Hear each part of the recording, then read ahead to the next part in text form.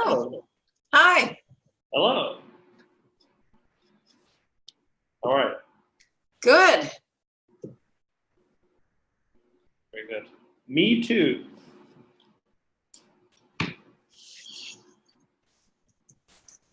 Yeah, I know last week the other guys asked me about going to LA, and I wasn't really prepared to say anything. So at some point, if there's a couple of minutes, I'd like to give them some suggestions on if they go. Yeah, no, just start us off once everybody's here. Absolutely. I think that's a really good idea. Because now you're a master, you should have a course on how to master LA. Yeah. Well, the first time I certainly had no idea what I was doing. The second time, I felt a lot better, and it was a lot more fun. Yeah, no, it makes total sense. Yeah. When you're kind of just thrown into it, much less trying to navigate this city and the business and, all that stuff, yeah, it can be a lot. That makes sense. Yeah, and I did something Joey said don't do, and it actually worked out really well. What was it? I'll save it for the surprise. Okay. Cool. It's a good surprise. No, I'm sure that it is. Yeah. Did you rent a billboard? Is that what it was? Not exactly, but I'm thinking of renting a billboard for my sister-in-law. She's becoming the first patient advocate in the Syracuse area, and she's thinking of renting a billboard because that'll put her on the map. Yes, I think that's a cool idea, actually. Cool. Hi, everybody. Nice. Hello. Hi, everybody. Hi, guys. Hello. How are you? No Good. bad. Good. So Mary's going to start us off, not necessarily with her pitch, but she has some tips on how to win in Los Angeles, since she just took a trip here that was very successful. So Mary, the platform is yours. No, Have you guys gone to LA? I'm going in June. Okay. I've been, but not to sell my ass. Oh, okay. Well, Well, I don't mean to suggest that you were, but I mean. I'm selling my pen. Yeah. Do you have good news to share? Metaphorically. Yes, I have. You guys asked me last week what happened, and I wasn't prepared to do a little, I hadn't really, gone through it in my head to discuss, but I thought since I've gone and you guys may be going, I thought I would just run a couple things by you. Thank you. First time I went was 2 years ago, and I really didn't know what I was doing. And I stayed in this hotel, and Joey would call me up, and I would get an Uber and run out. And it felt like I was really busy the whole time, but I was there for 4 days, and I think I had 5 meetings the whole time. And so 2 years later, I just went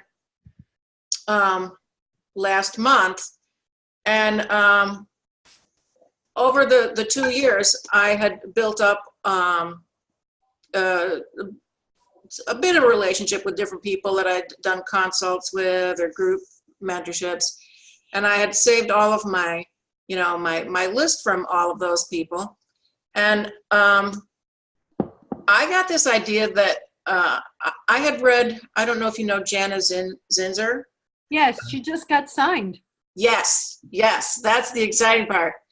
I had read her book and I flipped over it, and she read my book and she really liked it. So we got this idea that we were going to go together as a team and pitch together and make projects on the way. And Joey said we're crazy. He said, what happens if somebody picks up one of you and not the other? And we said, well, this happens all the time. You're in a group with 5 people and somebody gets picked up, and you don't all get picked up at the same time.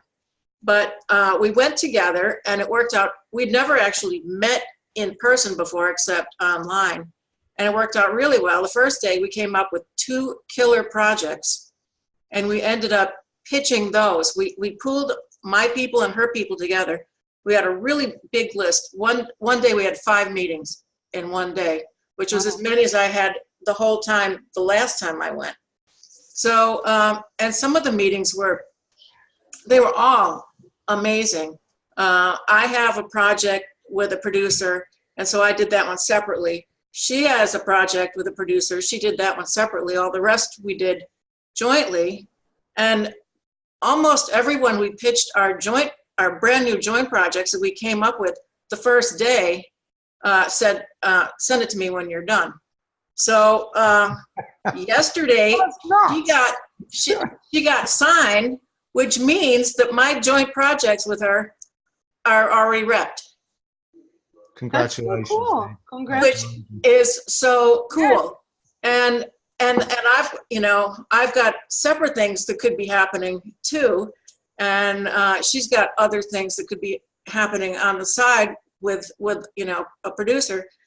So it's just super, super exciting. And sometimes when you try something a little different, it can work out really to your advantage. Well, That's that's awesome. absolutely, that's so inspiring, dude. I mean, like the whole thing with pitching is Joey's like, oh, you have to have like a finished script and it has to be before you can even pitch it. I'm like, and then you go in with concepts and they're interested in them. That's just comedy. Yes, but we had also sent them, they'd also seen that we had finished products, both of us. Yeah. And- So they could, they trust that you can develop the product, but still Yeah. they're interested in the ones you basically just pitched. Yeah, they had, my people had read my stuff, her people had read her stuff. Okay. Some of her people asked for my stuff, some of my people asked for her stuff. So, we got it all in. Plus we pitched the two new ideas, and people knowing one or the other of us what we could do, asked for the other one's work, and said I'd be interested in taking a look at your joint stuff because they had seen samples. And here's an interesting thing. This is the coolest thing, and nobody knows this, but unless they ask for your scripts, Joey might not necessarily send the scripts. And there was two women, from two separate companies, both named Rachel, that we hadn't met before. These were the few that Joey had supplied. And one of the Rachels had asked for our scripts, a sample script from each one, and Joey sent it to the wrong Rachel. Oh no. And then the other one said, where's the script? And Joey ended up saying, oh, sorry, I sent it to the wrong Rachel. And he sent it to the other Rachel. So when we went to our meetings, both of those Rachels had read our scripts, even though the one hadn't even asked for it. She just got it automatically and was happy to read it. And one of the Rachels is the one that signed Jana. Oh wow. Which one? Which Oh, one? tradition, The right? one that wasn't meant to get the script. You know what? I forget which one it was. It's I- Tradition Entertainment, right? Is it Rachel Kaminsky? Yes, Oh, okay, yeah. it was Rachel Kaminsky. And I can't remember if she had asked for the script and he'd sent it. That's- I can't remember which Rachel had asked originally and got it anyway. But the thing is, if you find out who you're going to be talking to, if you get a chance to say, would you mind if I send you a sample script? Read a few pages, see if you like it. You never know. That's right, yeah. It seems How like, many- sorry, Despina, go ahead. Go ahead, Marty. Go ahead. No, go ahead. Sorry. Okay, I was just going to ask, how many scripts are you pitching, Mary? Well, I only have two that I'm really pushing, but what I would do is have my sheet with about 6 log lines. Oh, okay. And I would say, are you interested in a horror pilot? Are you interested in, a inspirational film, or a Christmas movie? And I had a list of all of my log lines, and I gave it to them, and also followed up afterwards in the thank you letter with the list of log lines if they hadn't seen them before. When you went into the meeting, did you have like pitching documents, or you just do it, off the cuff, as it were? Did you present them with documentation of any, or did you just? What I had was books.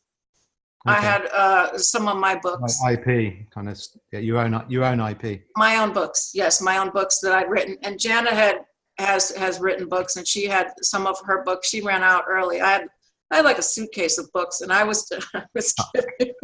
So it's, I mean, that's obviously your armory right there, isn't it? Because you've got your own IP, and that's. It doesn't hurt. It No. doesn't hurt. You come in with books, and I have one book, my Alaska book, that I was just going to ask you, which books are there? this is my Alaska book when I was a geologist. But I also have a series of books under a different name. When I worked for a psychic, and I don't always hand these out unless I get the feeling that the person might be interested in this. Because there was one guy that I did a group mentorship with, and I was writing a horror movie, and I told him that it was based on a real story, and he started to get freaked out, and he won't talk to me again because he thinks it's just too weird. What? What do you mean he won't talk to you again? Like what? He got scared from the horror? Yeah, he said he couldn't sleep that night, and What? Are you serious? Could you tell us what the horror? Please tell us the log line. Please don't. I need to sleep tonight. I know. I love that this sound. movie is called The Hush House, and what's my log line for this? Or just say like in 2 sentences what it's about. Okay, a young mother learns the depth of love when she finds herself helping a ghost save the ghost's living daughter from a terrible situation. And it's based on a true story, and it's based on this house because I moved into this house, found out it was haunted, researched it, and this story is loosely based That's on. quite a sweet story, though. That's using like the spirit, the supernatural to help the real world. Yeah, well, this ghost is very happy that I'm doing this. It's like a positive ghost story. It is, but it's my house, and the guy was so freaked out that he What a loser! Wimp! Come on. And I still see him, I still see Sorry, him. I on shouldn't the be saying that. comes up in the roadmap things. He's So- probably No like- offense to whoever. Oh, Jesus Christ, grow some. Well, anyway, so I had some of my medium books, and I was at my meeting with Justin, and I gave him this one, and we were talking, and at some point, out of nowhere, he says, well, there was this guy who worked with a medium, and that was really interesting. I was like, oh, wait, I got some more books. Justin, do you like that kind of stuff? I do. I'll show you guys something. Hold on 1 second. Okay. Hey. What is that? So So Raven, it's a crow for your garden, but this one is painted white. So it's a project that I have that involves it's a true story of, to Mary's point, a medium who this scientist could not debunk as being false. And Mary knows from her own work that there is a truth behind that sort of thing, and the afterlife and spiritual mediums and ghosts and that whole thing. So we started talking about that, I think because of him. And then suddenly, of course, Mary has this incredible background in books and stuff. I've had some bloody weird experiences in my life that are, totally unexplainable. Me Yeah. too, yeah. Ma- I believe this Especially involving certain people in my life. Some, and they've tended to be like, I don't know whether it's something, but during sexual encounters. Oh, my. Wow. But I mean, anyway, with specific people. Yeah. I had wouldn't some, discount it. Yeah. I had some strange stuff too. I dreamt of my grandfather after he died. I lost the watch that he left me. And I dreamt that he told me exactly where he put it. And it was a secret compartment on a desk that we had at our house that neither one of my parents, nor I, nor anyone knew of the secret compartment. And I had a dream, and I woke up, and I was about 11 years old. And I said to my dad, that desk has a secret compartment. My father laughed at me. And so we took it apart, and we found the watch in a secret compartment. That was freaky. from that day on, my parents were very scared of me. That's pretty cool. That is cool because we never knew about it, and I found his watch. Yeah, And that then was, we moved, and I lost the watch again in the move, and I had a dream of my grandfather. He said, you dropped it as you were moving, you'll never find it again, and we never did. I mean, basically, I'm a rationalist, but to be an absolutist about it, I just think it's daft. There's so we still haven't quite worked out how the universe is made up. So Well, that's what I was just going to say. For anyone who's an absolutist, that's going to change in the next 5 minutes when we discover that the thing we thought was absolutism. Yeah.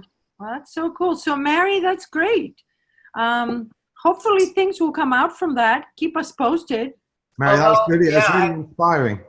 I am really excited. Our joint projects, I have a really good feeling about.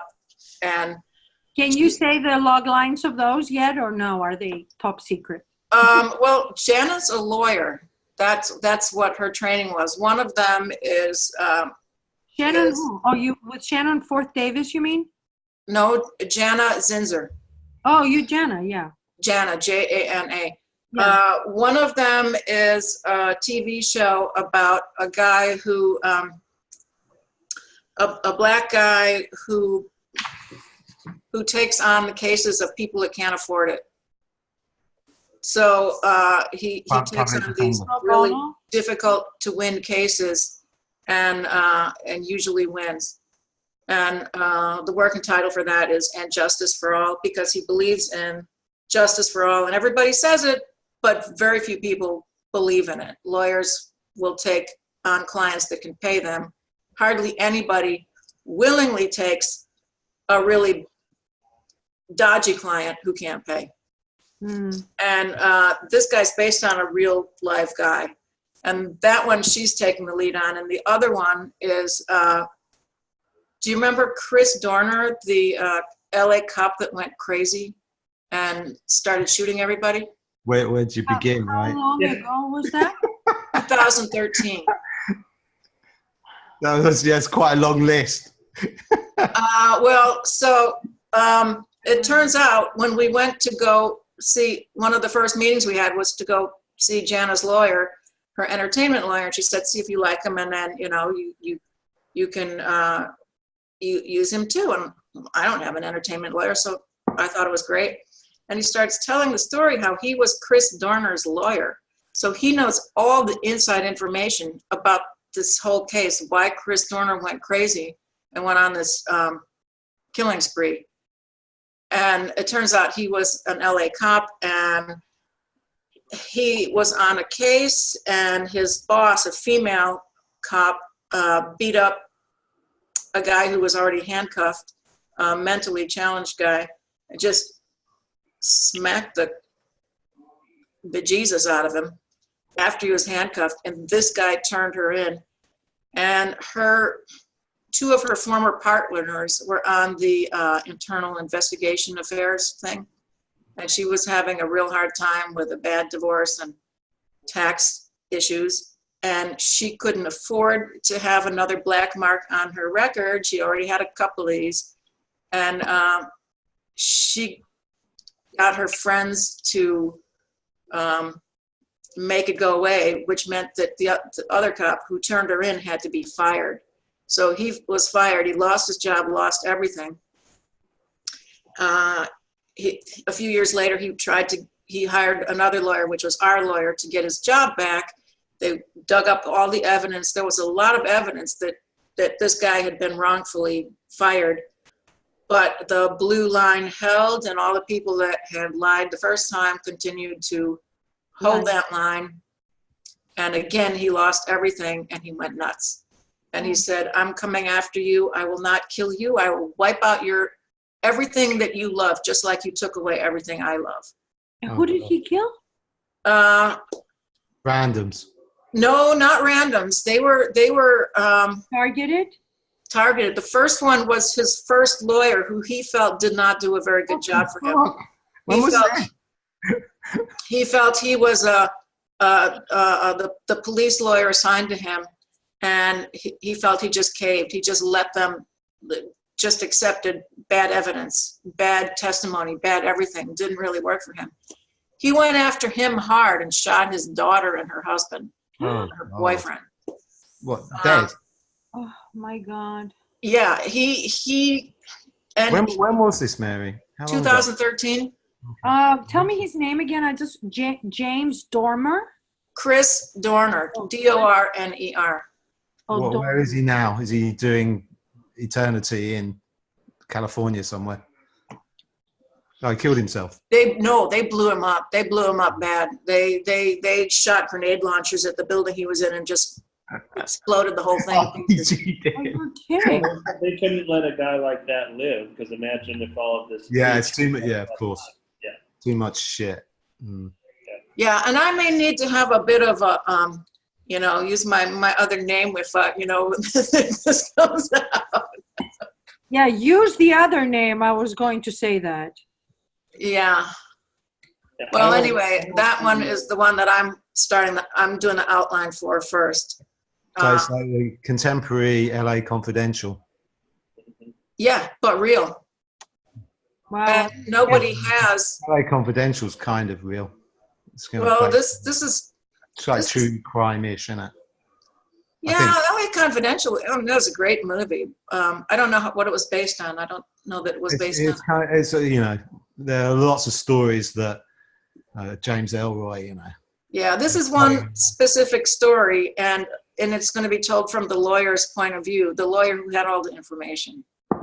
great story. Wow. Apart from the end. Apart from the fact that I have to hide my name. But maybe he can live at the end. Walk out with a nose, a mustache, and glasses. Supposedly in Bud White, he dies in the book, I think. But in this film, when they test screened it, people couldn't handle the fact he died, so they resurrect him. I don't know if you remember, it's like impossible that he'd live, but he does live. I'll just throw a happy ending on it. Yeah. He just like flies out of the fire and, Wow. That's awesome. Thank you. Yeah. These are great stories. I thought about writing a story about a rapist. I did I'm a criminologist. I did my criminology at University of Toronto. And at that time, we had found a whole bunch of children that had been killed and raped and cut to pieces and put inside cement that they were found, I think, in 3 locations in the city or outside of the city. And it was really sad because it turned out to be somebody from the family. Well, oh, God. Yeah, and I thought about doing the story because, I was at school at the time and we were looking into it. But then I got so depressed that I didn't want to even think about it, because when it involves children, it is so hard. Even cops have such a horrible time when you find kids that, So here's what I would say about that, because I was approached with a story that didn't involve children, which has its own gruesomeness, like you said, which is very true, and own difficulty and challenge, shall we say. But I was approached about a true story about a guy that was struggling with his sexuality. He ended up killing several people, but he videotaped it and was proud of it and posted it on the internet, and it got out. Like, people actually watched him kill these people in the most despicable ways you can imagine.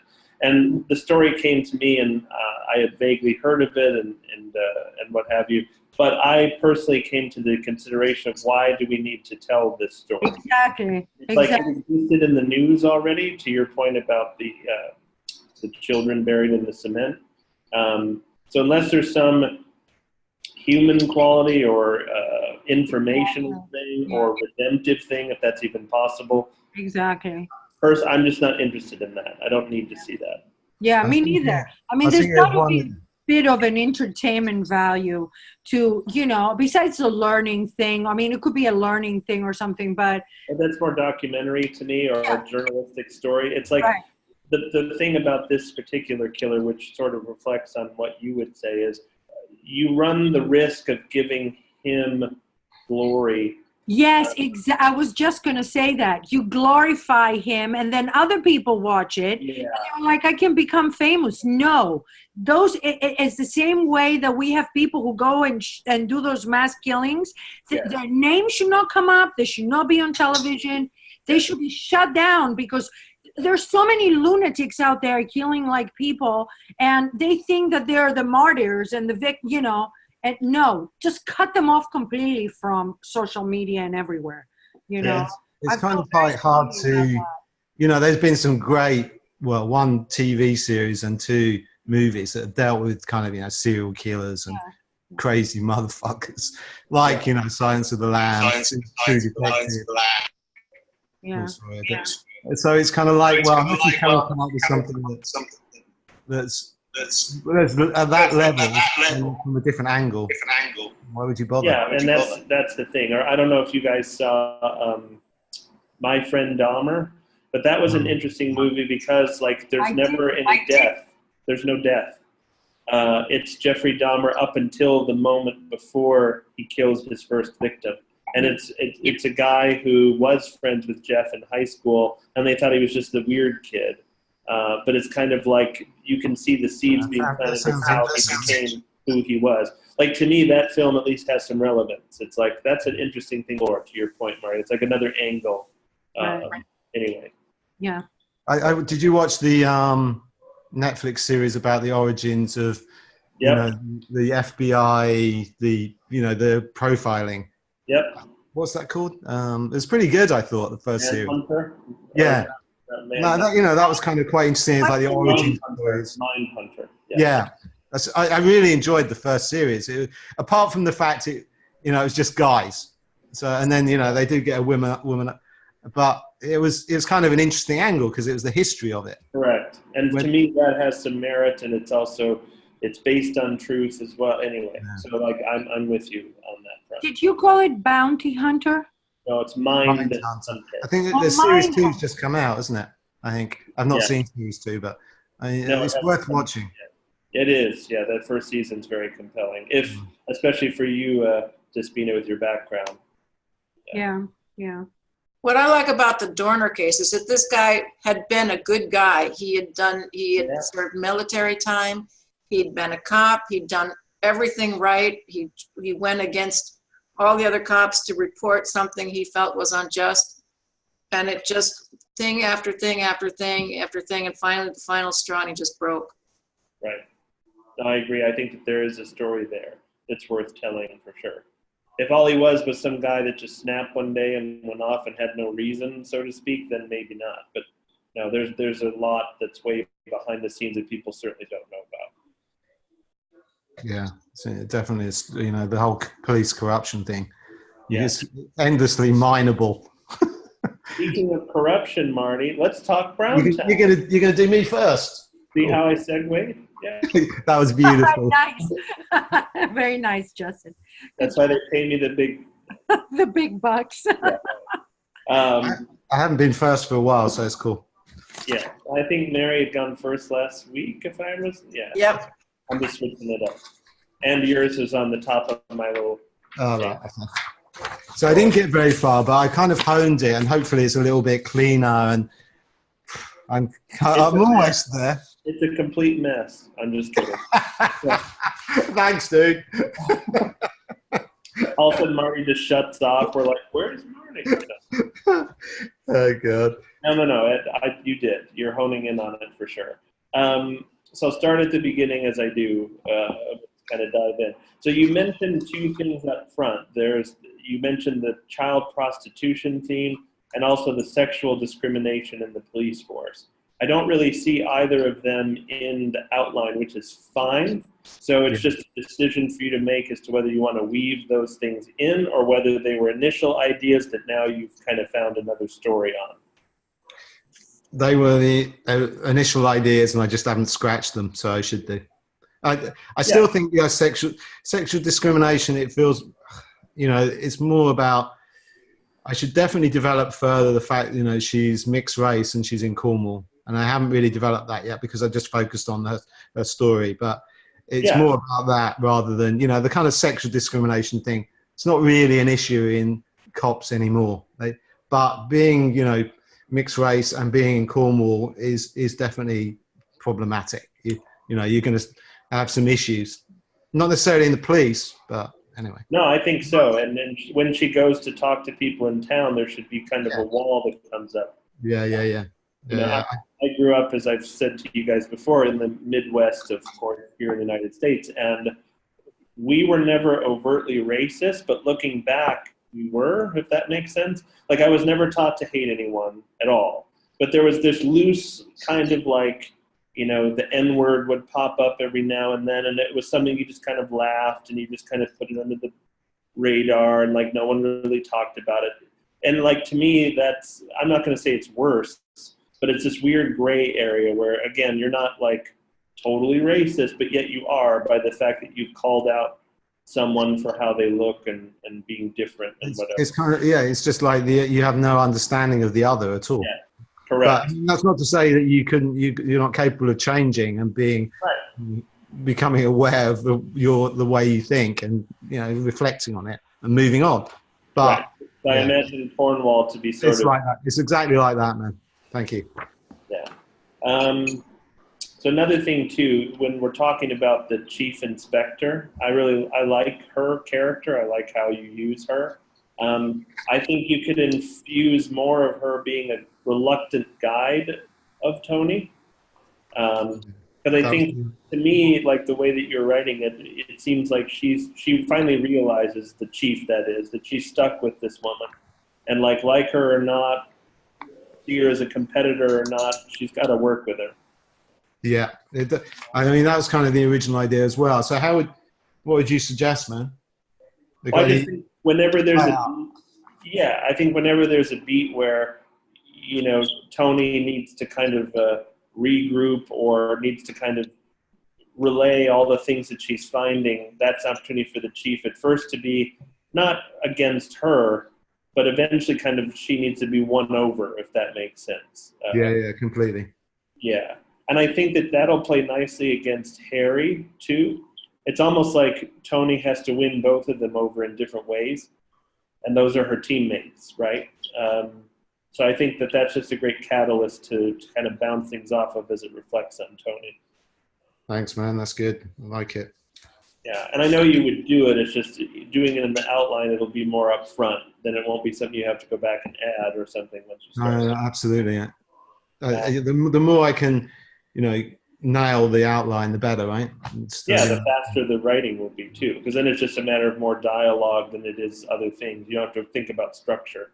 Yeah, thanks, man. That's great. I appreciate it. Yeah, I think we need a beat or a scene to establish Nina in her school before she's at the club. Okay. Maybe she either sees or she's offered drugs at the school, or they're talking about it. Because that's a new experience for her too, and she's also of mixed race. So playing her and her mom off of each other in terms of the force versus the school, I think there's a lot that you can do there. That's thematically, that's great. Absolutely. That's great. I don't know what's going on with my. I've got like an echo. Oh, it happens, and then it'll probably. Apologies. Yeah. Is it better now? Yeah. Yes. Echo? I won't say much. No, it's still there. It doesn't matter. Okay, very good. But yeah, so play off of she and her mom. It's like they're really going through the same journey, not coming together until the end. I think there's something really powerful there with those narratives. Yeah, that's kind of, you know, where I know I hint at that at the end, you know, but that's where I kind of got to, is that ultimately they come together at the end and they realize, you know, how close they actually give a shit about each other. They love each other. Yeah, and they both are going through some difficulty, right, in their own respective ways. Being new. In their own little worlds, but they come together at the end now. Yeah, and that's very human and very family, you know, a lot of times. You mentioned like Nina defying her, which I think is great. I think whatever she does should put her in real danger, not just with her kind of ODing later, because she did that on her own, but it should be something big to like really in the face of her mom. I don't know what that is yet, but just kind of thinking through that with you for a minute. To define her. Yeah, because you mentioned that Nina's going to defy her somehow. And Defy her. Yeah. Okay. But whatever it is, it should be something like, I think that Nina doesn't realize is as dangerous as it is. You know. I think it's got to be related to the case in some way that she doesn't. Yep, without her realizing that it is. Yeah. Like maybe there's like an abandoned house or something that we know some drug activities going on in, and Tony's like, stay away from this area. It's nothing but bad news, and that's where Nina and her friends go to like hang out. You know what I mean? Something like that would be very easy, but you'll come up with something better. I thought, they could be they're hanging with their kind of supplier, or they hang out with him, because it's generally him, and and he is a player, as it were, but a lower down. But they kind of think he's a friend, something like that. I don't know, but it's kind of realistic. You kind of, your dealer is someone you should avoid, but you might still have a drink or get wasted with them. Yeah, exactly. They give you a freebie. Yeah, so something like that would make a lot of sense. We'd just keep playing with that. Okay, cool. Thanks, man. So when Harry is questioned by the DPS, I think that's a great moment to really throw the audience off in relation to him. Like, I think the more that we kind of question him, or even maybe don't like him, the more like his turn back at the end will be that much more powerful. So I totally agree. That's brilliant, dude. So you kind of misled by the fact you think he's right behind it, or he's somehow involved, but in fact, or he could. My thinking is he is involved, but he kind of redeems himself. Ultimately, he gets to this point after his nephew ODs, where he says, "Look, I've had enough of it," and that's where he kind of almost sacrifices himself, because it's like, well, Jimmy wants him to throw information to throw Tony off the scent, and he takes a stand at that point, and that's when he gets caught out. The whole thing comes to a head there. Yes, and I think that playing it off even right here in this scene from the beginning, when we're first kind of learning about him, is really important. Kind of setting the whole thing up. So that's beautiful, dude. Thank you. Yeah. Well, it also speaks to something that's like, for any one of us as humans, we could get caught in something that, as long as it doesn't affect me, it doesn't affect me. But then once it reaches home, you're like, oh, this thing that I'm doing or ignoring or whatever the case might be actually has a great impact. And I think that's the case for Harry from what you've done. Do you like that storyline with his nephew? Yeah, I did, because it's like it comes out of like, then there's something in Harry that like you can't fuck with kids. That's what we were talking about before. Yeah, you mentioned it, so I thought about that, and that's what came out of that. I thought that, so it was thanks to you, dude. Yeah, well, no, but it comes from that, because I think Harry's redemption later has to do with Nina. For the same reason. It's like, no, you're not going to get her too, kind of thing. Yeah, I like it. And I think that'll give a nice closure for him. That's brilliant, dude. So I was thinking too, maybe Tony reluctantly agrees to let Harry be Harry. Like he can do his intimidation tactics and kind of be borderline, if not over the line, as far as legality goes. It's almost like they're literally the good cop, bad cop. Because if she came out that way, I don't know that she would gain any of the respect from the force. And she still sort of needs/wants that, because she's the new person. And she's a mixed race, and she's a woman. It keeps compiling for her. Yeah, it serves a function. It does. Yeah, and that's the way the police work often, isn't it? They kind of, Yeah, and she's smart enough, especially having come from a bigger city and a bigger force by far in London, like to realize, you know what, I'm not going to change this guy. And I could be hard ass on him and try to keep him in line, but, that's her Bud White. You know what I mean? It's yes, absolutely. That's kind of, was in my thinking, definitely. He's he's her enforcer kind of thing, isn't he? Totally. So the more that you can do that, I think again it says he will then have kind of a grudging respect for her, and that will tie in later when he sacrifices himself for Nina/her. It's like, we'll buy it. Maybe he's out for himself, but there's enough of him that's still aware. There's this whole thing just recently, last year, where the kind of the Metropolitan Police, London Police Force, they have the DPS. They were actually, they're now being investigated themselves for being corrupt. Brilliant. Sure. So I was thinking about using that as well. Kind of, they're aware of Harry, but he serves a function. They're constantly, they're basically letting him off the hook.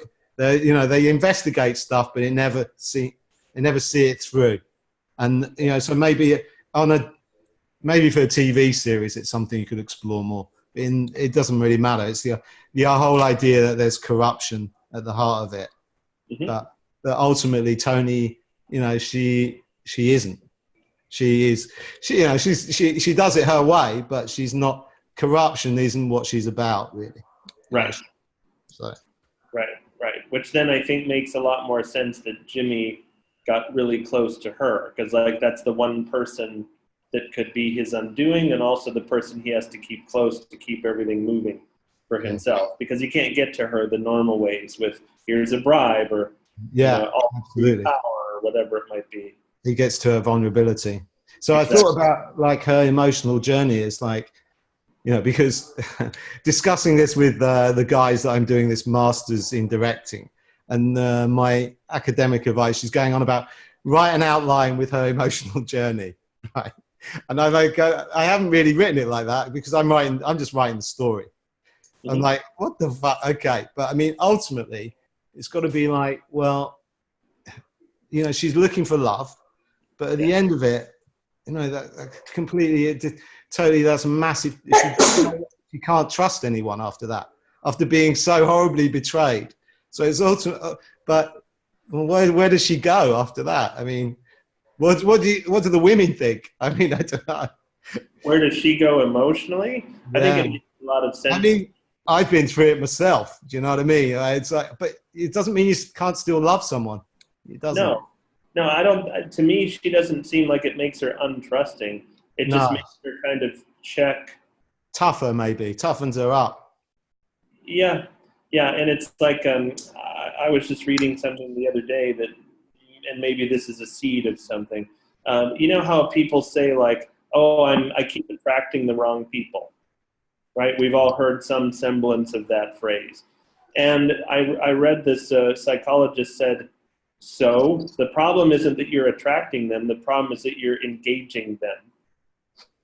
And I thought that's so simple, but it's so true, right? Mm. So that, I feel like that in essence, without being trite, is like Tony's lesson.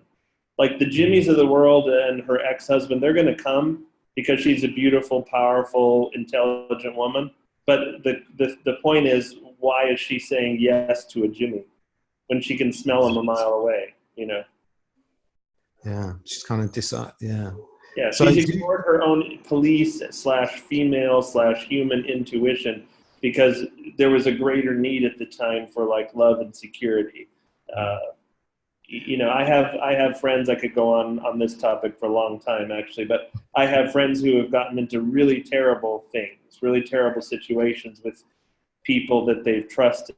And to the person, I've gone back to them and said, but did you know from the beginning? And they kind of lower their head and go, yeah, I did. I didn't know what, but I knew that there was something and I ignored it because I wanted love or I wanted this so badly. And that's Tony, I think. I definitely think there's an element of my own, although I didn't realize it until like in the last week or so. There's an element of me in Tony, Yeah, no, it makes perfect sense. I think all of us, if we wanted to have a confessional, could probably talk about people we dated or knew or, whatever, made those mistakes ourselves. Yeah, exactly. I'm writing, can I just say one thing? I'm writing a rom-com. And in the beginning, my first pages is about my protagonist, how she's attracting all the American idiots. And so she'll never date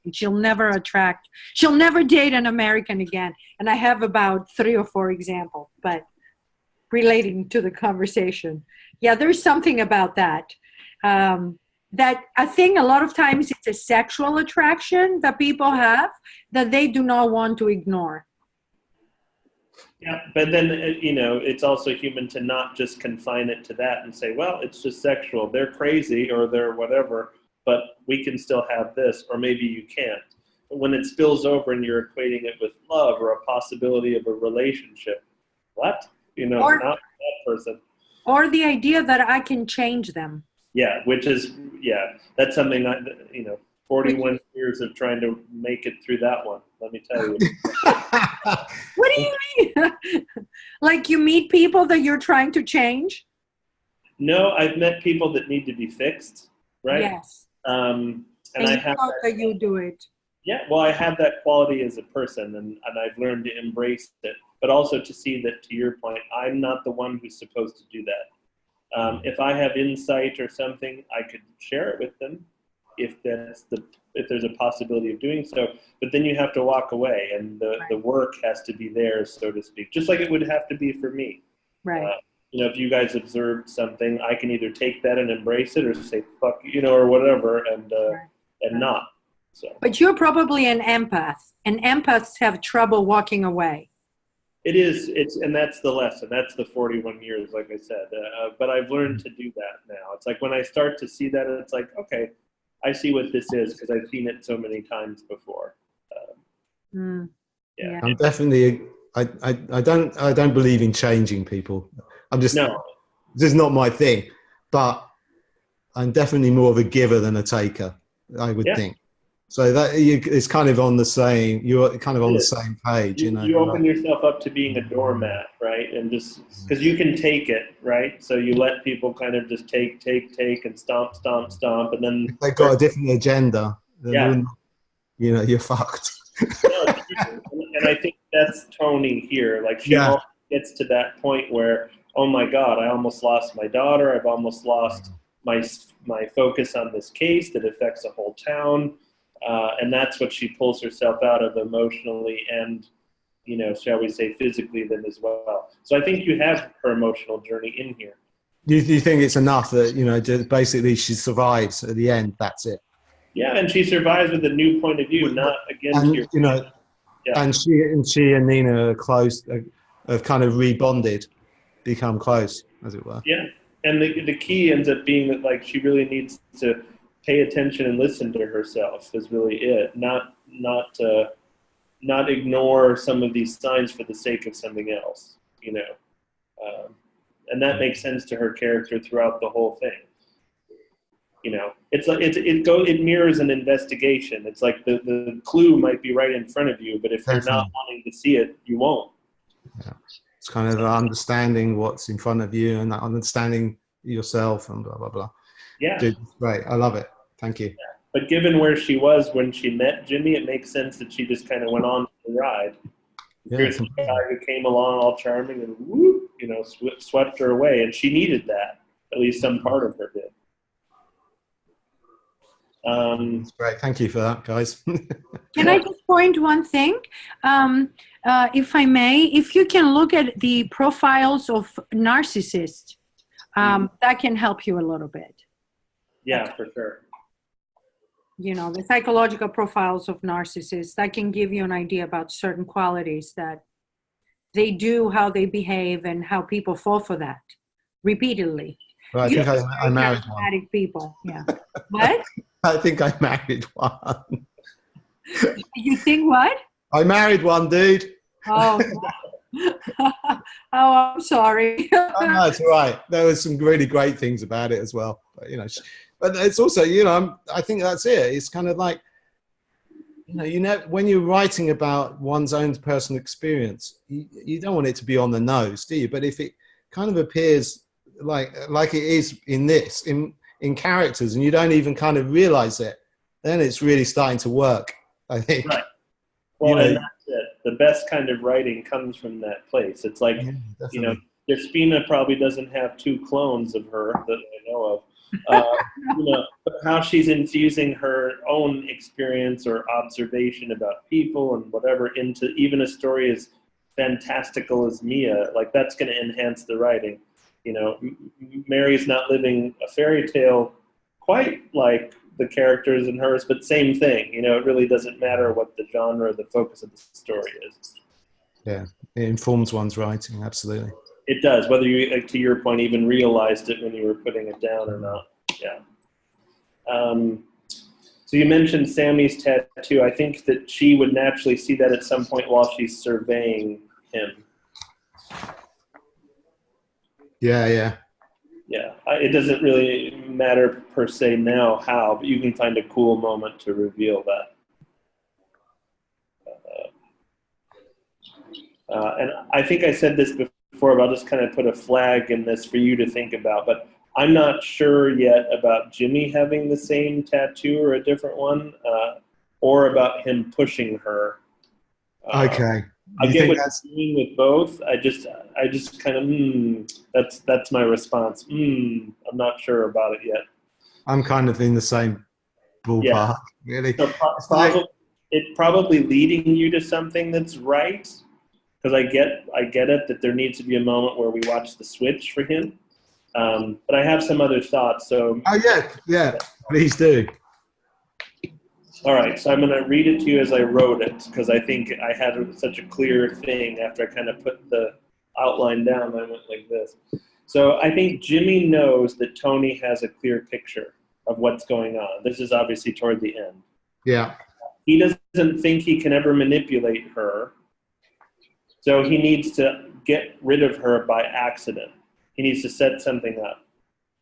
But it's this cat and mouse game of who knows what, how much, and who's going to reveal what first.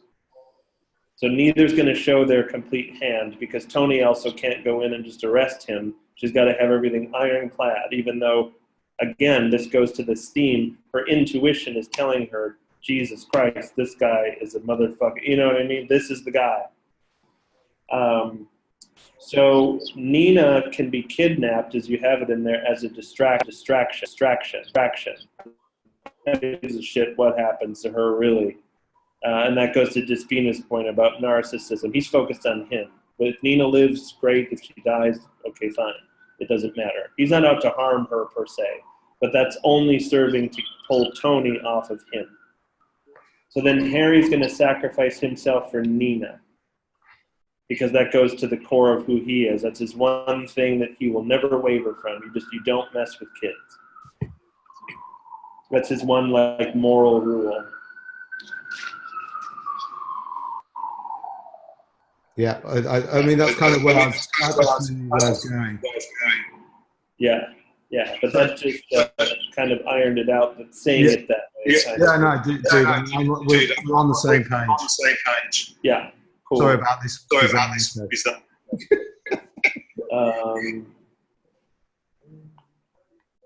So I was thinking that this almost feels like there could be a big major drug deal or something, that everything kind of gets unraveled at the end. Dude, I was starting to think that there was a big kind of, I was thinking that yesterday, there should be some kind, like in Heat, there's that amazing scene in the bank robbery, where the whole fucking thing goes down. Yep. It feels like it needs something like that. I think it's leading to that, but then I wonder if the epilogue of sorts, or the aftermath of that, is just Jimmy and Tony one-on-one. Yeah, it would make the kind of confrontation between the two of them. Yeah. I think, and so it could be in a similar fashion too. In the harbor. Yeah, it could be. Like, that would actually make a lot of sense. And that's what I wrote down. I said, is it at home? Does it involve surfing somehow, or like the waterfront? I think in the water, definitely. I think so too, and it feels like you'd have a great bookend to the whole piece. By you starting with the investigation on the waterfront and then closing it there with her getting rid of him. I love that. I mean, obviously, it's not a heist movie, so I don't need, that's amazing scene downtown LA, which is one of the great scenes. It is. But I wondered if it could be around the bar, and maybe the bar gets torched in the process. I definitely need some kind of action, and it will just as the end of Act 2, right? It will just take it into the final act. I think it'd be a really nice. Yeah, Yeah. If at the end of Act 2, Harry is dead, Nina is free, the bar is burned, we don't know where Jimmy is, you've set up a great Act 3. That's awesome, man. I love it. Okay, cool. It needs to be, the stakes need to be crazy high, right? Basically. Yeah. Yeah. All in the backdrop of this little B&B, lovely, picturesque little town, which is great. It's great. I love it, man. That's great. So, but you think Nina should be still kidnapped, or she should be safe at the end of Act 2? I think she should be taken away. Yeah, absolutely. And it's about rescuing her in the third act and confronting Jimmy and blah. Absolutely. Yeah. I just misheard you with this crazy bloody echo. Fair enough. It's back again. I'm good now. What was I going to say? Yeah. I love all that, man. That's absolutely brilliant. Fantastic. Thank you. Yeah, I was just just going back to the kind of, the ordeal, the midpoint where, so my idea about, she wasn't necessarily pushed, but she could just trip. But it's the idea that he may have pushed her. Mm-hmm. So I don't know whether that's just, like you say, is that just too naff? But then it creates this kind of tension. So that's why I went back to it, where, he comes back to the house. There's this, has he come back to kill her? And then it's a bit, jagged edge, Hitchcockian. Is it too much? Maybe. So. Well, I think just keep playing with it, because I could see something, and I'm making this up, right? I could see, like, she's at home and she starts to choke. And we have a moment where, like, the camera's zooming in on him and he's just motionless, like he's not going to help her. And then all of a sudden he comes over and he does. Like, you can start to play with that stuff later as... So you quite like the concept of it. But concept is right. It's just a matter of execution when. Don't make it phony. Well, right. And you don't want to pull it all out too soon either, Dude, that's great.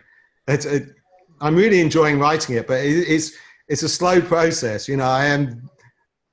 It's taking time, but I find the real creative process. For me, it takes a bit of time. I need to think about it, kind of work, this work, blah, blah, blah. I don't know how it works. Other people, you seem to just like bang it out in a few days. I think it all depends on the story too, and every writer is very different. Because I feel like when it comes to the actual writing, you'll probably blaze through this pretty quickly. But it's taken, weeks of preparation to do that, and nothing wrong with that.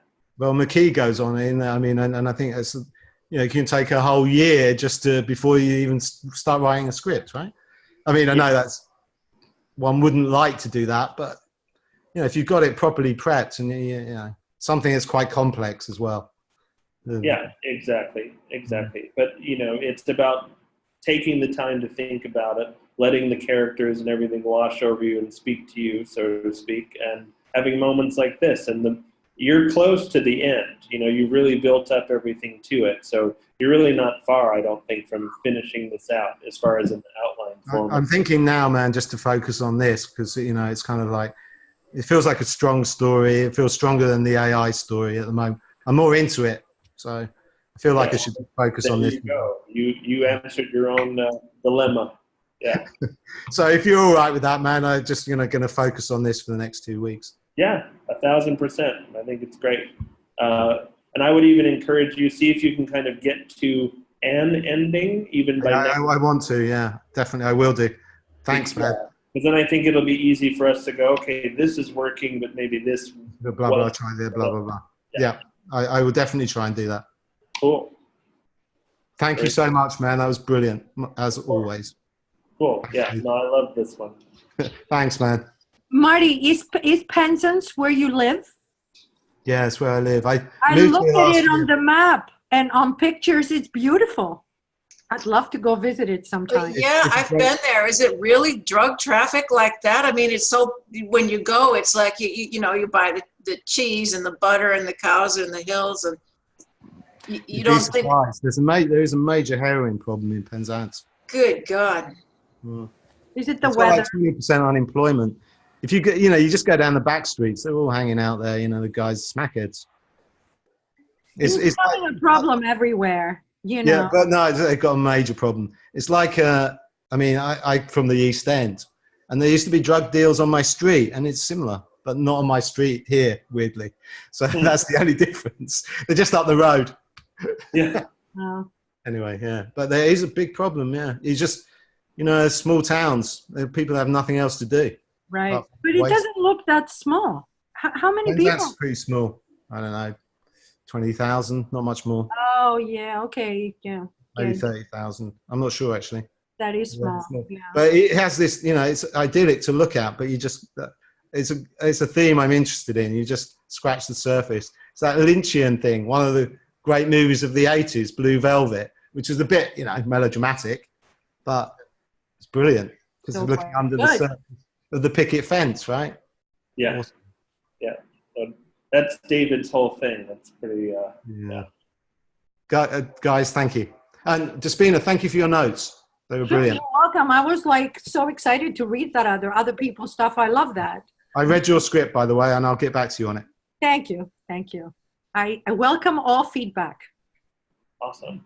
So, Despina, do you want to go next? We'll make Mary, who went first, go last this week. Sure. That's fine. It's that biblical thing. The last shall be first, and the first. No. Don't. Okay. So, Mia. Before you go, I just want to tell you that I did not simplify the blood. I couldn't figure that out yet. So that is something I didn't touch upon, as you probably saw. But I did, and I won't call you out on that. Don't worry. so I wanted to say it before you said anything. I had 3 million notes about that. Yeah, no problem. And to what Marty was saying, I think we're all incubators. How many times does my husband talk to me and I have no clue what he's saying? And I'm spacing out thinking about how the next sequence is going to work. And he's like, you know, remember when I told you that? And I'm like, what? You were here? He's like, it's amazing that he's still married to me. But, you know, that we all kind of space out thinking about the next sequence. Despina, can I just ask one small thing? Did you write this whole script in the last few weeks? Yes. And it's the first time that, you know, I've lost any other kind of semblance of life. It's completely nuts. Where you're amazing that you've got so far in a couple of weeks. But the one thing that helped me with this is because I did have sort of like a treatment like you, as opposed to the other two scripts that I had done. And that helped to go much faster. Plus, you know, I didn't go anywhere except right from day till night and space out. So, yeah. What's nutter in Greek? Yeah, what is the equivalent of that, Despina? Of what? I missed what he said. What Marty? Nutter. Nutter? What is that? Loony. Oh, loony, yeah. Trelli, you know, gone mad. You know, I just cannot, you know, I have not done anything else. My daughter is on my case. She's like, Mom, you got to live. And my husband is like, remember me? And the cats are like, you know, I'm here. I'm like, what? You exist? I forgot I had cats. You know, it's kind of like that. But I love the writing part. And, you know, I tend to lose myself in the story. So I forget that I also need to give time to other people around me. Sometimes it's best when I'm left alone. But, you know, I love all the other people around me. They better not hear me say things like that. Yeah. So very quickly, within like, let's say 20 seconds each, I'm curious about this from each one of you, right? So Marty, you got to come back on. Okay. So Despina, I'll have you answer this first, but do you write during the night, during the day, and like how many hours a day, if you're working on a script, do you typically write? I write all day, and I used to write up to very late at night. I typically write about 6 hours a day. And I do it as a schedule where I get up in the morning, although I tend to be a night person. So because sometimes I will write till very late, I tend to get up later. I will have a cup of coffee and then I sit down. I read the stuff that I wrote the night before, which I have at a different page. And then I proceed from there. And I always try to stop at a point where I know how to pick up next. Like I don't stop when I don't know what to do next. I would sit there for like another 3 hours trying to figure out, because then it helps me, start again. So sometimes I go more hours, but I do write a lot of hours because I'm not working outside. That's the other thing, which, I have that advantage. I'm not working outside.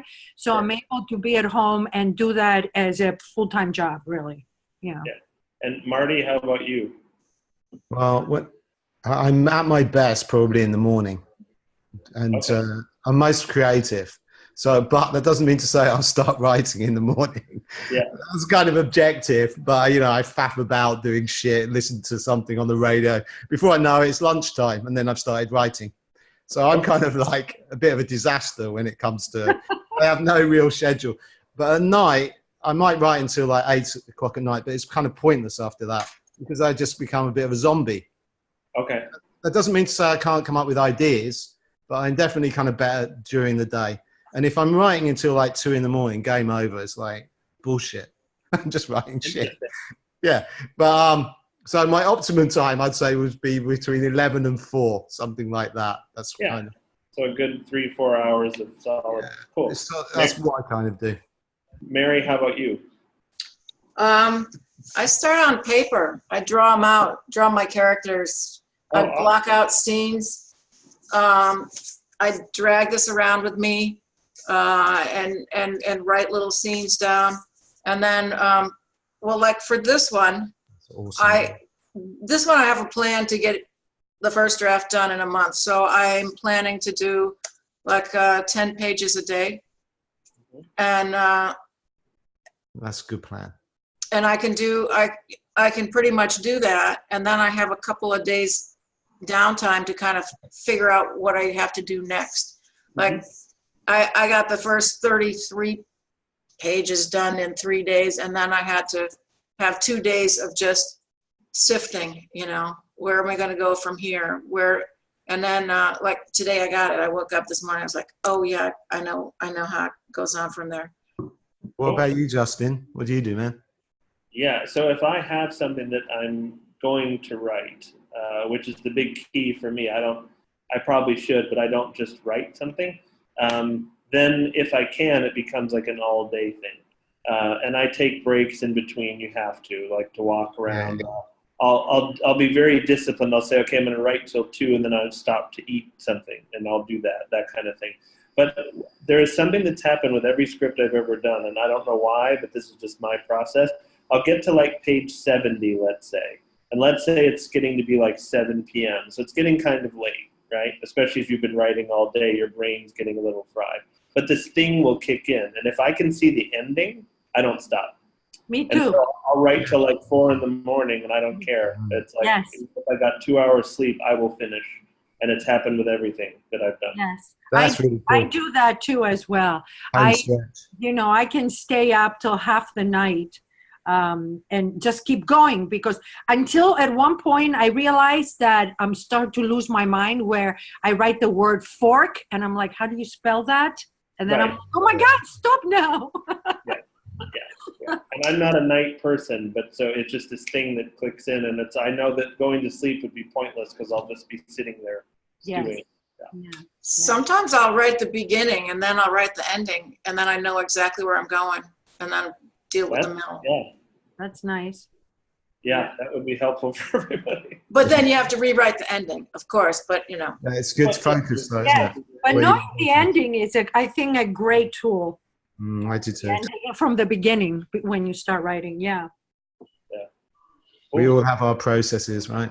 Yeah. The one thing that Despina picked up on is a thing that Stephen King harps on, and that is that you should know what you're going to write the next day. So leave yourself at a point where you're solid on where you're going to begin, even if that's only another page. His book is on my side table. I think that's very wise. It just makes a lot of sense. Yes, very, very helpful, because before I would get stuck, and then you sit there and you're like, and you're looking around, and you can't come up with anything. But having that, it's good to be excited what you're going to write next about what you're and then tomorrow morning or whatever. Well, and then it's that thing too where none of us feel like a failure, right? Like I didn't accomplish anything. It's like, no, I got a page or 2 pages done or whatever, half page, but I know where it's going to go, and that's progress. So Right. Well, that's the joy of 2 projects at once. You get stuck on one, go to Fairy Tales and switch to Chris Dorner, there you go. Oh, wow, that's different. But I do that too because you need to separate yourself from what you're writing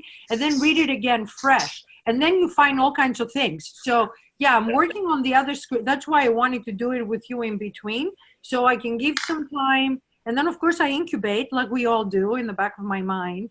So, yeah, that helps going back and forth. So let's Thanks, dive, dude. That was cool. let's dive Excellent digression. We all very informative. Let's dive into Mia. Mia. Yes. Yeah. So the voiceover to open, I liked that. I thought it worked. So keep it for now, for sure. Okay. So I read it again from the very beginning because I find that that's super helpful. And I never know what you changed or not, so I'm always afraid. I only put a yellow on the one part about mentioning calling again. Did you notice that?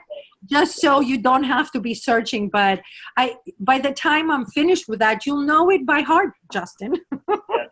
I'm going to digress 1 second and just talk about Colin. So I made a note as I went, and it's just something for your own knowledge.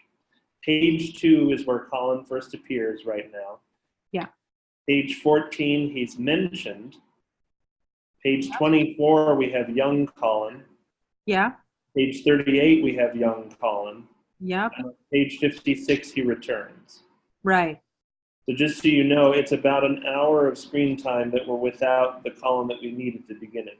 Oh, I still did it again. I usually check those things too. Yeah. But He's squeezed in more. We're getting closer. And I don't know that we necessarily, maybe we might just need a beat or two before then because he still doesn't feel quite like he's actively looking for her. so between what pages you would like to see him again? 38 to 56? Between pages 2 and 56. Oh, Because otherwise it's just a mention of him and the flashbacks to when he was younger. But we need something in present day, so to speak, where he's searching. okay. Colin in present day. Yeah. And Yeah. it could be brief. It's just I think we need it in between. Okay. Okay. So on page 1, when you're using your description where she drops, and it says she drops exhausted because she's been hiking and she's about to set up her gun for the assassination. Yeah. This is just a minor thing, but it occurred to me this time. Would she be exhausted? She seems like such a beast that So- maybe she's fatigued.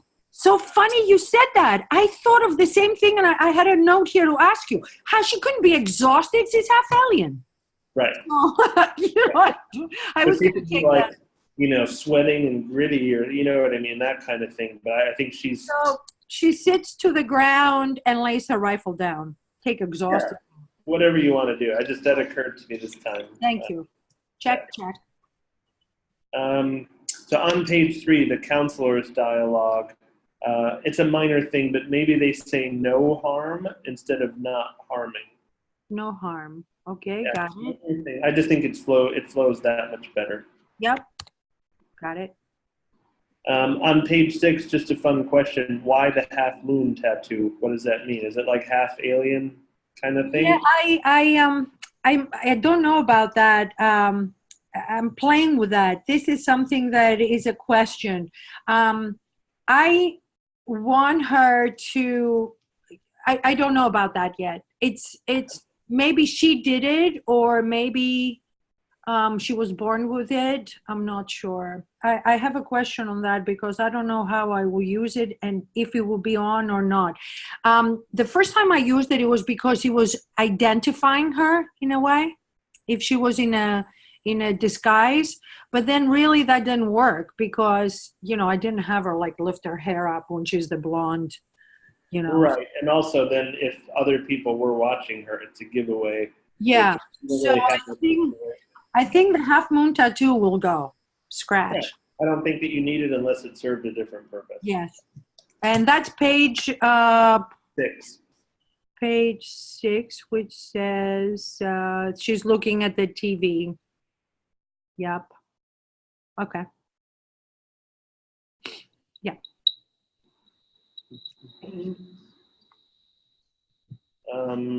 So on the bottom of page 7, you have dialogue there, and they say it's not the brand, it's what's in it. Yeah. And I was trying to understand, it seems like there's a layer to this conversation, like you're actually talking about something else. And were you meaning maybe the ingredients instead No, of the I word meant brand? like it's not because Glenlivet is an expensive single malt Yeah. Scotch. It is. Yeah. So I meant to say it's not because it's an expensive single malt Scotch. It's because there was something in it, Okay. which Okay. she implied that she had that powder in it before. You know what I'm saying? Yes. And then she puts it again. That's how I meant it. So Okay. shall I leave it or shall I change that? I would maybe look at it to just smooth it out because it wasn't clear, and maybe you don't even need it. Yeah. But I wasn't sure what your point was. I'm going to highlight it and look at it Yeah. again. Yeah. Page 7. Brand Scotch. Okay. On the top of page 14, when Arena's speaking, it should be, but it's a cover. You just missed the word a or a. What does she say? Page 14, what does Irina say? She should say, but it's a cover. And right now, there's no a. But yeah, I know where it is. I don't see. Oh, page 14. Oh, but it's a cover. Yes. Yeah. Thank you. Got it. And on page 15, that cafe scene, which is great. I really liked it. It crackles now, and it's short but tight, and there's tension, and then it's broken when, of course, she has to run. Right. But Arena should say, not only did you drink the cyanide publicly, but it just smooth out that sentence a little Not bit. only did you Yeah. drink, Not only did you drink the cyanide publicly, but but you were also barehanded. yeah, simple, but just smooth that out. Thank you. Thank you. I need that, being that English is my second language. So just a question on page 23, would the government set her free? Even with the clones, and yes, I know she's made this agreement and she's going to be an assassin, but it's just something to really think about, like logically. You know, I guess if they think that they could control her, then she could be in the public. But just because she's half alien and everyone knows it. Right. Well, they don't know it. It's only, I have it like only just that one division know, and they have, I thought about that, you're right. That's why I actually had Voss say, you mean they, you know, who right. that? And that helps it. It's just something to just, you know, and it's not something to really dive into now because I think you're better off finishing it and then us making sure right. it makes sense, you know, but yeah. I raised the question. Let her loose. Why? Yeah. I'll look at that afterwards. Yeah. Yeah, because I'm just trying to think somewhat realistically, like if this was a real thing and I was half alien, which I am, you know, but like would they let me work at Bohemian? No, would they let me free or would they want to keep and study me? You know? Right. But being that I thought about that and I'm thinking having the clones, and they also made the deal to give the clones. And that was the only way they would let her out, and they still sort of had a hold. And then at one point I thought maybe they put a chip on Irina and Irina doesn't know it. Mm-hmm. So they can track her knowing that Irina is her only contact. But I didn't follow up on that. Well, that would make sense. It wouldn't take away anything that you have now because they're always one step behind them anyway, and that just could be another logical way that they know how to be. And that's how they can find out. But then I have them not knowing where Irina is once they're in Moscow, you know? Right, but that could change things too once she goes over there. I don't know. Or maybe I'll have Nick confess to Irina that that's what happened before he dies. Yeah. And somehow they get it out. Nick, okay. That would add to the tension too. Irina before he dies. Okay, I'll look into that. Okay. Another- Or tells maybe Mia, and Mia tells Irina, we Yeah. need to take this off. There's a couple ways to play it. Right. And okay, I'll look at that. Okay. And this is just a background question. I don't know that it's necessary because we take these things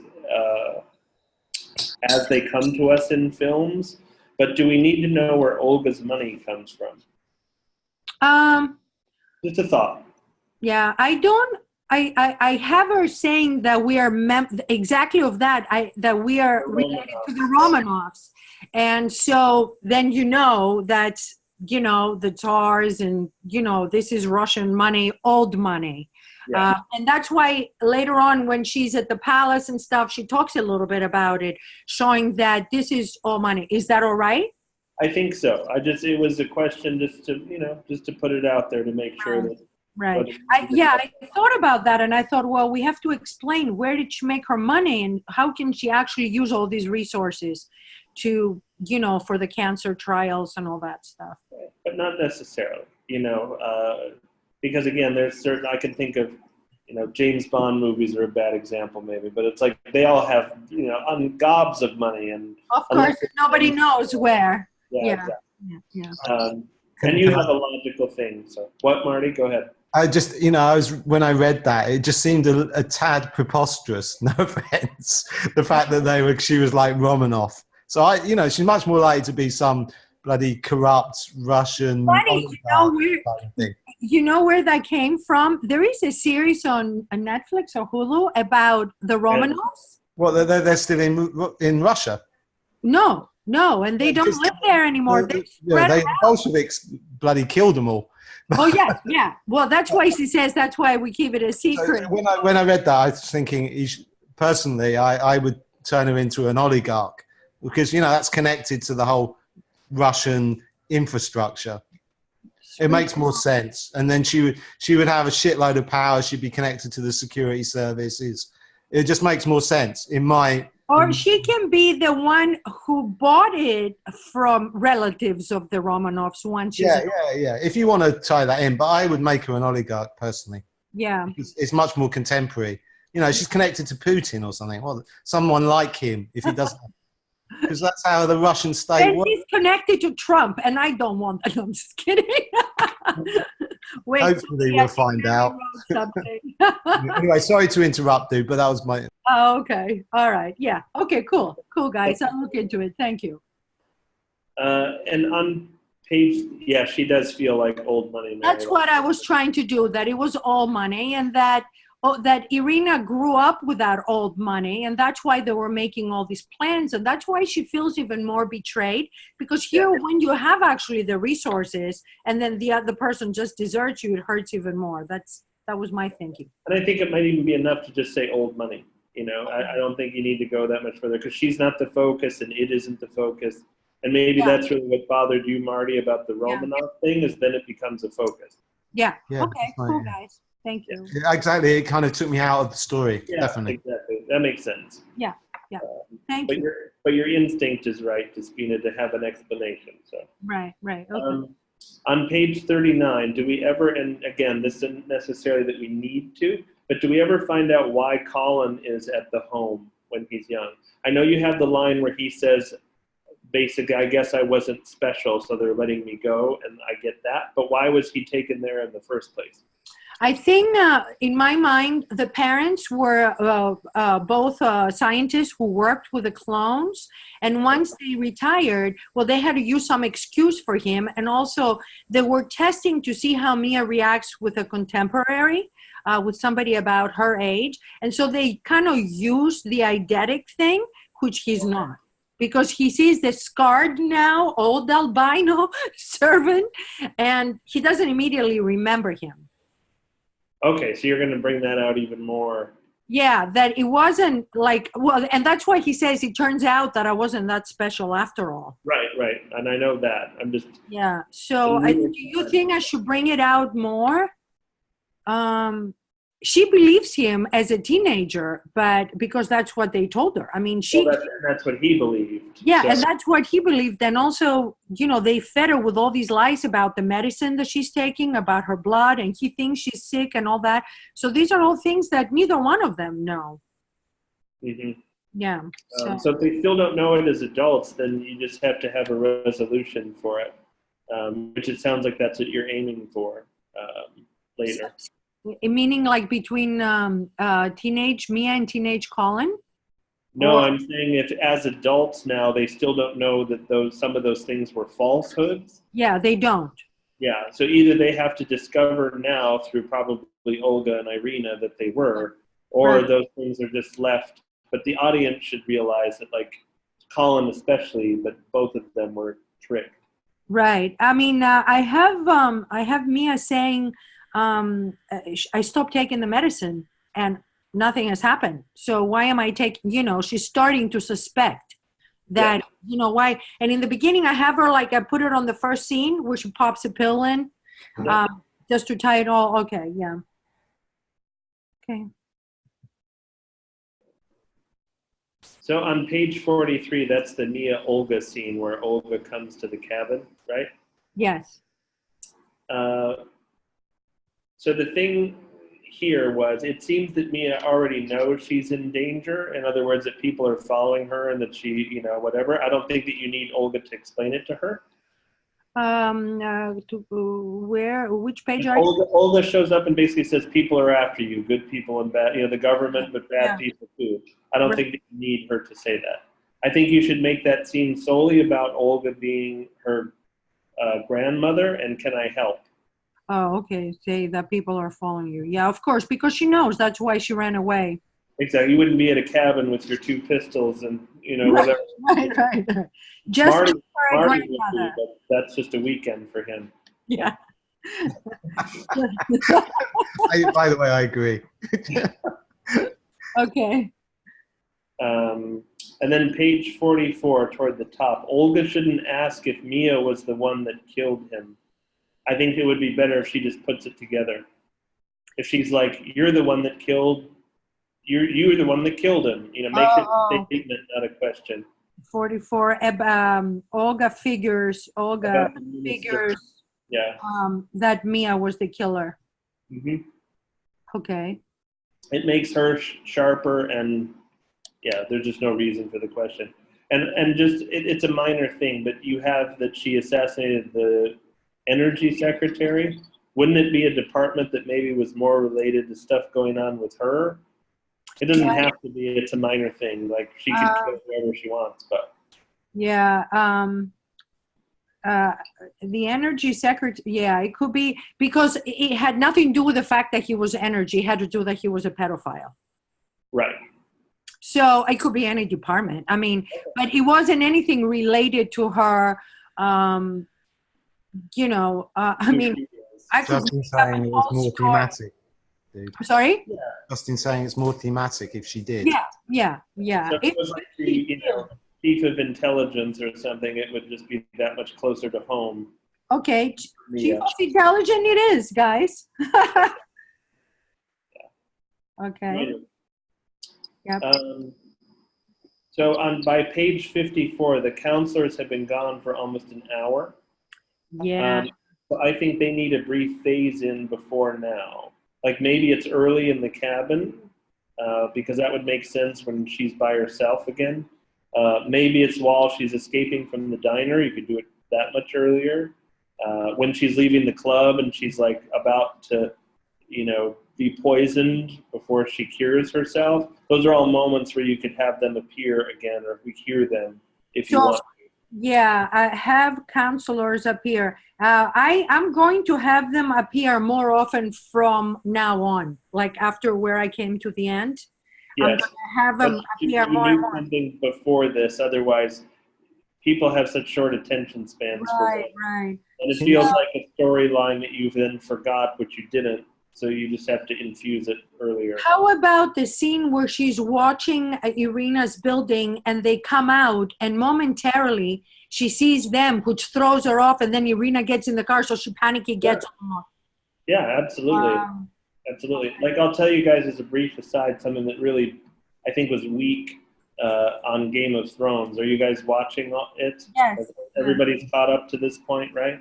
Yeah. I've watched it a few times. So I've been going back through the early seasons, but I started with this last season because obviously we're nearing that.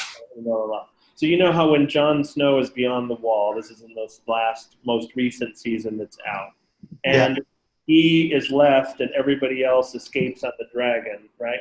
And then his way he survives comes and saves him, right? His uncle Belgian, who has been gone for 6 fucking seasons. He suddenly turns out. It's totally ridiculous. Yes. Now, I went back to season 1, and they do set that up.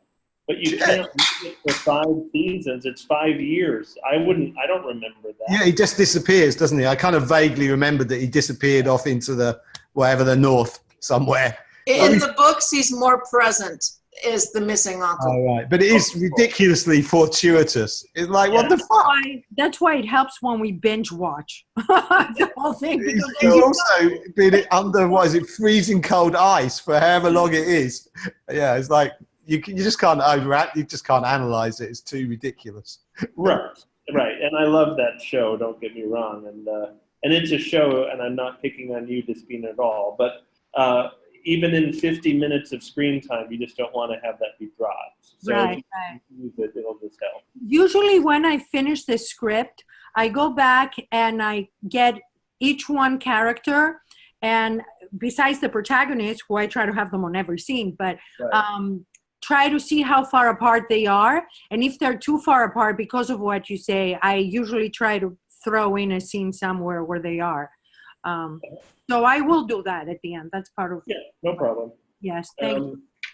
So on the blood thing, just for 1 second, I had a thought for you, and it's just something you probably thought about too. But you have that scene, which is very cool, where Mia uses her blood to heal her clone. Yes. Right? What if you did something like that early? Like either she's wounded and she heals someone, or maybe the better thing would be, it could even be during the KKK thing. Like, because Colin is there, maybe he gets hit with a bullet, and somehow she gets to him, heals him. So we know right up front at the very beginning of the movie, oh my God, her blood has healing properties. I think that would really, really help. Oh, that's a good idea. So have her be still there when? Yeah, because you could do it at the same time. It's like the bad version is boom, she shoots, there's chaos, he's down, meaning the leader that she wanted assassinated. Colin shows up, she's about to leave, but she sees Colin and she stops. He gets winged with a bullet. Now she can't leave because she doesn't know if he's alive or dead, and that's the love of her life. She goes over discreetly. I'm making it up. She touches him. Mia, she's gone, and we start from where you already have. Yeah, that's a great idea. Thank you so much. I will definitely do that. I have to figure out how she jumps and when and all that, but I will. So now that I've helped, I'm leaving the meeting. Goodbye, everybody. I'll give you credits. Thank you. I don't know whether have you finished, Justin? Sorry. Oh no, that was that note. Yeah. Blood note. I had one overall thought when I was reading it. Is that she's a little bit too perfect. She's kind of like, she's always, getting rid of the bad guys and blah, blah, blah. So I thought personally, I mean, dude, it's your story, but I would for me, it would make her more of a person if she wasn't necessarily taking out KKK guys, pedophiles, blah, blah, blah. But because she's got this, she's supposedly got this conflict where she doesn't want to be an assassin. So if she's blowing away people that are actually not necessarily bad people, or, they're kind of nuanced. I would just give it a little bit of nuance, personally. My feeling on that was that actually because they're bad people, that she's still struggling with that. You know what I mean? Even like, that's when Irina says, aren't you, one was a pedophile, a serial rapist, the other is a racist. What's your problem? And she's still, it's the killing part of it that she's having the trouble with. Yeah, but for me, that would be much stronger if she was taking out people that, as far as the audience concerns, it just seems convenient. And I mean, personally, You would rather see her take out like the wrong kind of people, or like good people? You mean like good people? What? Just it's not, it just seems too convenient that she's always taking out the right people. So Well, in other words, what he's saying is, if she's under orders on who to take out, those orders are going to be predicated on the person's idea of who's good, bad, or who they want moved out of the way. Yeah, she's a tool. All people are, yeah. Right. Yeah. Okay. But that adds a nuance and a layer to her, because then she realizes, that's a good word, she's just a tool, and she doesn't want to be anybody's fucking tool. So, killing machine. Yeah. So, funny enough, it's similar to my AI story, the kind of idea which is about free will. Yeah. So the senator then, he may not be a rapist. He could be just somebody who is accumulating a lot of power, and they. Exactly. Not even that. He might be, he likes getting off of an evening. What do you mean? He just goes out and gets laid, whatever. But her job is to take him down, but for other reasons. Right. I mean, yeah, because he's in the way of some other politician. Maybe right. But do you want me to show what the other reasons are? You just have to, hint at it. It's kind of, you don't need to explain it all, but just. It could even come out in that cafe scene with Irina. Mia can be really upset because she's like, he didn't do anything. Like, you know what I mean? It could be that simple as like, I'm out. Like. Right. Okay. I just think it makes it much stronger, dude. Got it. Yeah. I thought she kills the people too easily at the beginning. And then, like boom, boom, boom, no hesitation. And then later on she says she's conflicted. And if you want to make her conflicted, maybe when she kills them, that hesitate a little bit so that it builds it in that it makes sense that she's conflicted later. Yep. Okay. Yeah, kind of feel, the killings feel quite matrixy. The thing with that is that I do not see her hesitate because she's sort of like doing what she has to do. And so she dutifully does it. It's just that she's conflicted afterwards. She just thinks about it. Like to hesitate at that point, it might work with the KKK guy. That's how she gets to see Colin Hurt. But then with Hayes, she has that whole plan. Like, I can't see her hesitating at that point. You know what I mean? I hear what you're saying. Yeah. But yeah. Well, you have to figure out. I mean, she's a professional. It's just like developing her character, making. Yeah, where her conflict comes from, and when do we start to first see it? Yeah. Well, being a professional, in my mind, she won't do it on the job, but she will do it to Irina, who is her handler. But she just seems like a bit of an automaton at the moment, like an AI. Well, she is kind of I mean, she has powers that they're. But she's also got her own agenda, isn't she? I'm sorry? She does have her own agenda.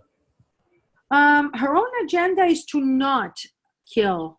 And to sort of like, she wants to live a normal life because she doesn't even know her origin, right? So I'll just jump in and say that's the issue. So I think what it is like, I think her duty is such that she is kind of an automatic. She just does whatever she's assigned to do. I don't think that she needs a moral conflict in the duty. I think she needs another choice. And that other choice is Colin. And to have a life that doesn't involve this. Right. That's the thing. I don't think it's a moral conflict like Marty's story here, because that's a whole different movie than what Mia is. Mia just like, I'm done doing this. I've been doing it for 20 years. It's time to put the weapon down and be a housewife. I'm making it up, but that's sort of what it is. Right. And they're not going to let her do that, and that's where the dilemma is. Right. Okay. And you can set that up front too by Colin being there right for the first kill. Okay. And then Irina can even make a bullshit promise like 3 more and then you're done. You know what I mean? And then there's some stakes there, and then it's like, but she realizes she's never going to be done. They're never going to let her stop. Right. Okay. You got some great shit there, dude. You just needs a bit of layering and redraft. You know. Right. This is, keep in mind, this is first draft. So it's You got some great shit. It's good to know that stuff as I'm going, because it's how it develops too, right? You're doing great, dude. Keep at it. And yep. Okay. Got it. Got it. Cool. So I say just keep plugging away, and like I said, if you can aim to kind of finish or come close to it, then we'll have time to dive in, find some of these things, nuances and layers to then really cement this script, because you're that close. Right. What did you think of the scenes that were added at the end, like in Moscow? So they're coming along. They're coming along. They're clearly the first drafts of those scenes, and the points of them are great. But yeah, you'll see when you go back through them that, you know, there's some smoothing out, and it's probably too wordy right now, and that's normal. Yes. It's the first draft. So, but where you're going is getting set up well. So where I left it now, are you done with all your notes that you had? Yeah, and I kind of have to be, because otherwise Mary will get squeezed out of time. Yeah. Just give me 1 second. One thing. I leave it at the point where we don't know where Irina is, and we'll find her in the dungeon. Is that okay if Irina is missing for a while? Yeah, I think as long as, again, it's plausible and it's reflective off of what's going on with Mia, which it is. Okay. That's the key. Okay. All right. So for next week, I'll either do this or the other one. Yeah. And Want more time I'll to see finish? how it goes. Yeah. Okay. All right. Perfect. Great. Thank you, guys. Thanks. Mary, how are you? I'm good. Good. Christmas fairy tale. Yeah. Have you had fun writing it? Yeah. And Despina had suggested that in the first 12 pages are all character building, and we don't have any conflict. So I've come up with a way to have the confrontation with the evil two ladies earlier, so that we see something. We see that's cooking. That's cooking. Okay, cool. Because that was one of the things I was pointing out, that maybe she needs to interact with Miss Ratchet and Mrs. Horrible that much sooner. Yeah. But the kids, certainly you wrote them well. They're certainly coming along, as is the whole thing. So it's cute. Let's see, what do I have? So on page 1, regarding April, you said all figured out. I think maybe it probably is more like that's more like it. I don't know. Now I have to echo. Where is that? On page 1. Yeah.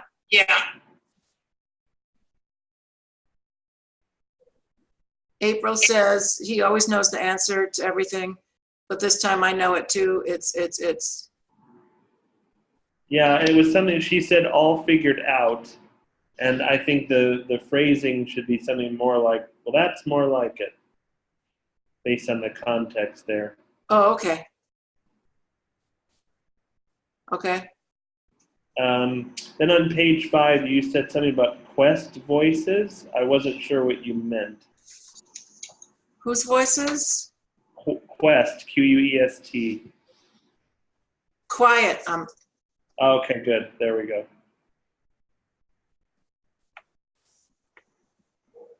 Yeah, that's a weird typo.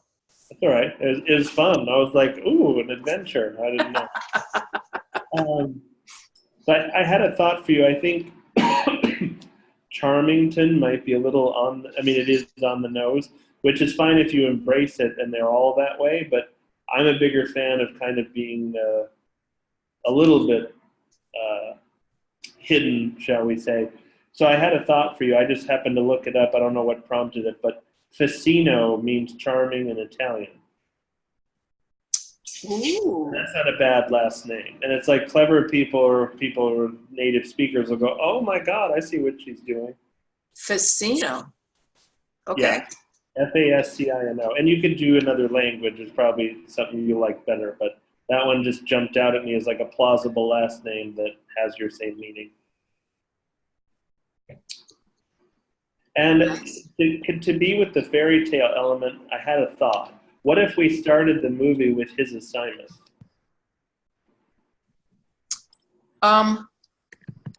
Yes, but then it starts to look like his movie and not her movie.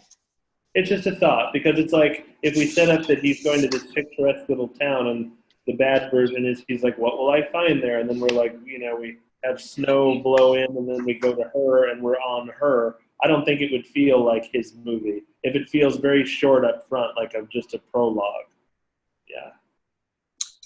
Okay. Is it okay if they're equally weighted? I mean, I think that it is, because I think, this isn't the same kind of movie, of course, but like Sleepless in Seattle does that, where you're watching both of them in their own respective worlds, and then you know that they're going to come together, but you don't know how. And I'm a fan of that when it works. So you can kind of play with that here if you want. Yeah, they do get together by the end of the first act. No, they do, and that's fine. But then we know they're going to be separated, and that happens in Sleepless too. He sees her, but he can't get to her, and And that's okay to have them equal time-ish. Yeah, I think so, because it's her fairy tale, but he's part of it too. So why not make it about him as well if you can? Yeah, and then we're drawn into the fairy tale with him. Yeah, it might work that way. I kind of liked it when I thought about it, so I'm just presenting it to you as a possible idea. Okay, I'll try it. Yeah. My last Christmas movie got bounced out of Hallmark because I spent too much time with the guy. And but if this is not strictly for a Hallmark thing, then that would be okay.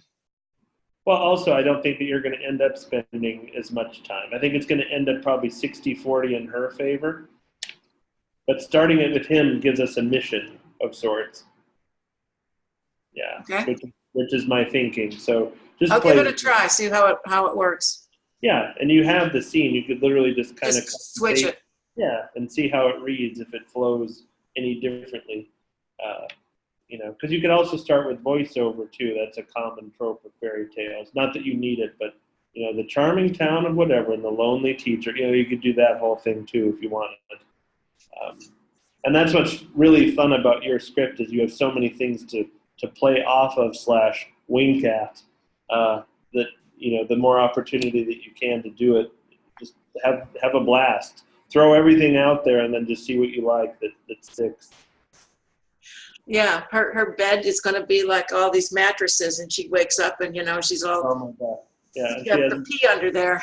I was going to say she has a frosted flake or something that's underneath it. Mary, are you going to use like all the fairy tales on her? I was trying to figure out. Yeah.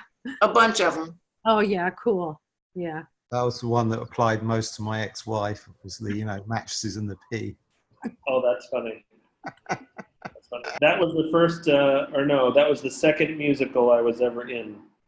I played the prince. I was supposed to marry her.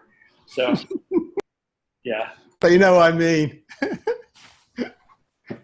Maybe I should find like a pencil in the bed instead of a pea. Of course, yeah, exactly. I think that would be funny. But people that know that story, that'll be great. You'll have them rolling.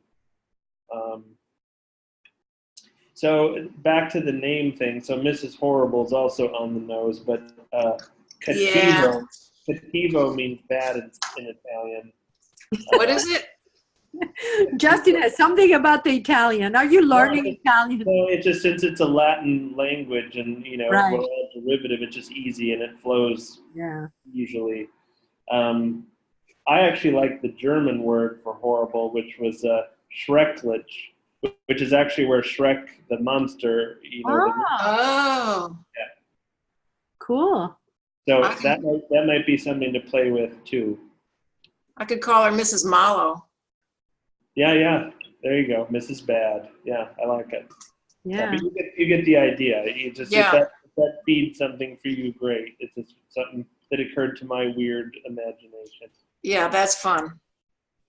The cool thing is a compliment for you for sure. Is the script feels very Matilda kind of esque with a Christmas tinge to it, and is that what you're going for? Because I think you've achieved it. Yeah, Yeah, yeah, I think live action fairy tale. Yep. Yeah, it's very cool. On page 19 right now, I think it might be better to have Mrs. Horrible, we'll just say, state that it's a new policy. Okay. Like, well, I've never heard, it's a new policy. I think it's like one of those moments, which will be funny / Yeah, it's a brand new policy. Yeah. right. Just today, right now. As of 3 seconds ago. Exactly, yes. Perfect. Yep. The scene from pages 21 to 23, the activities list is what I'm calling it, Yeah. where Yeah. she's asking the kids help to make it. To make. Tell me some activities. They're like, we could do this. We could Oh do yeah, that. yeah. Yeah, it's very cute, but it's long. Just remember that that's like 2 minutes or supposedly of screen time. I think it would be less because it's probably rapid fire. Sure. But yeah, you can have them all talking over each other and see how it plays out. There's a bunch of ways to do it, but I'm just pointing it out. Yeah, they just call it all out. Yeah. Yeah. The innkeepers are really cute. I like them. The innkeeper. Yeah, like where he's staying, and they're like, you have the old woman or the older woman who like is in there. I love her. She was great. And you know who she is? That's The her old dead woman. mother. What's that? That's her dead mother. Oh, Which one is Fairy that? godmother. Ah. awesome. There you go. She's going to pop up at key moments and encourage him into this all. That's brilliant. Okay.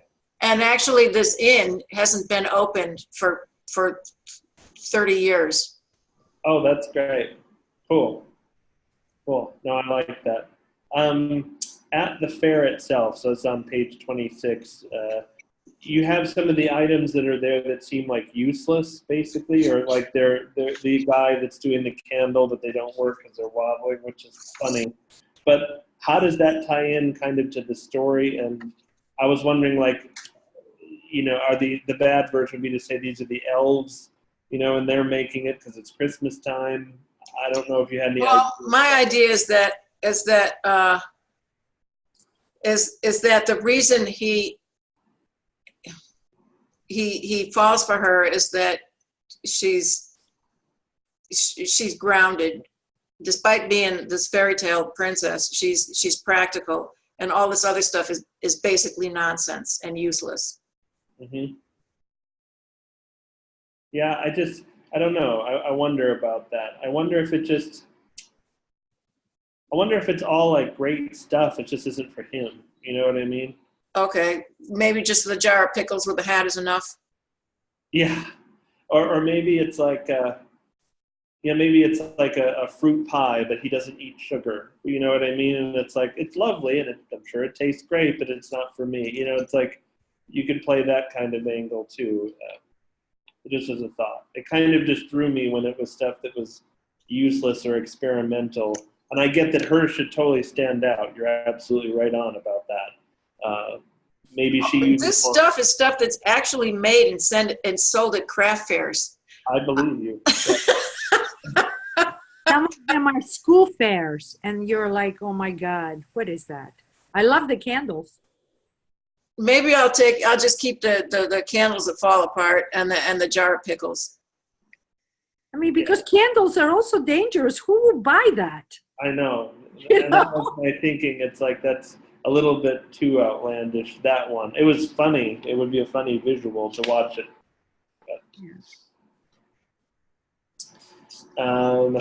And it will be the evil teacher with the pickles. She won't be selling them, but she'll have bought them and she'll be chasing him down because he's so handsome. And That's funny.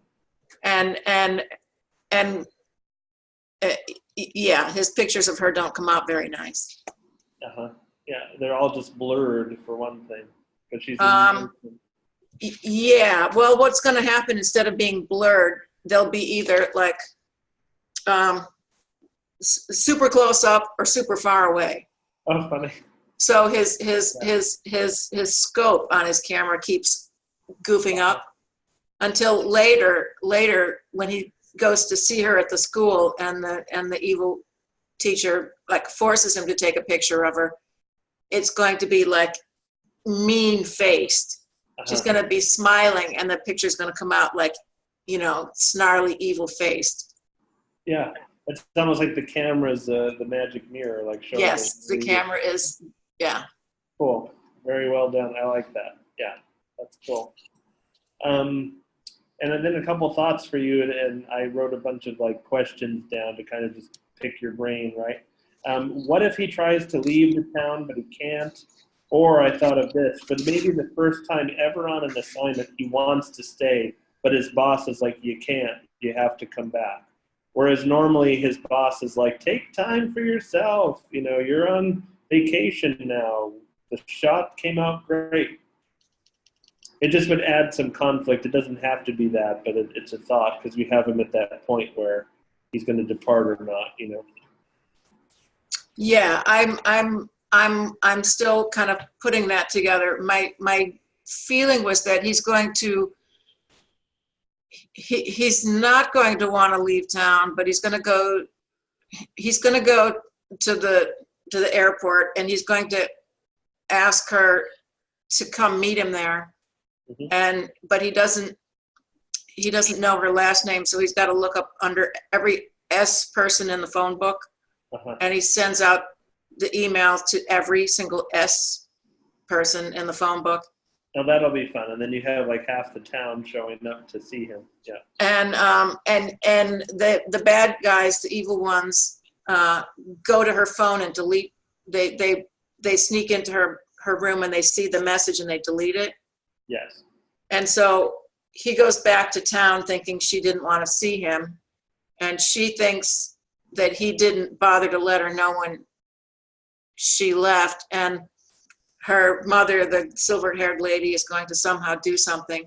And then he's back in town, and his boss says someone from the village is in your office, and he runs in, and it's the evil boss. Of course. And she says, well, of course she deleted your message on purpose. And at first he thinks she deleted his message on purpose, and then he says, how did you know that I left her a message?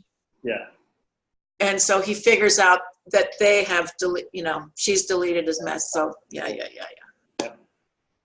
So I had a thought for you too, and hopefully this won't throw everything off from where you are. I don't think that it will. But what if they don't meet in the first 20 pages, but they obviously have a connection and they want to meet? My thinking was, what if she comes in like she does at the last minute to set up her booth? He's trying to get over there because, you know, it's like you can hear the harp and the bells and the whole thing, and he's like, who is this? And while he's trying to get to her, all these other women especially like mobbing him.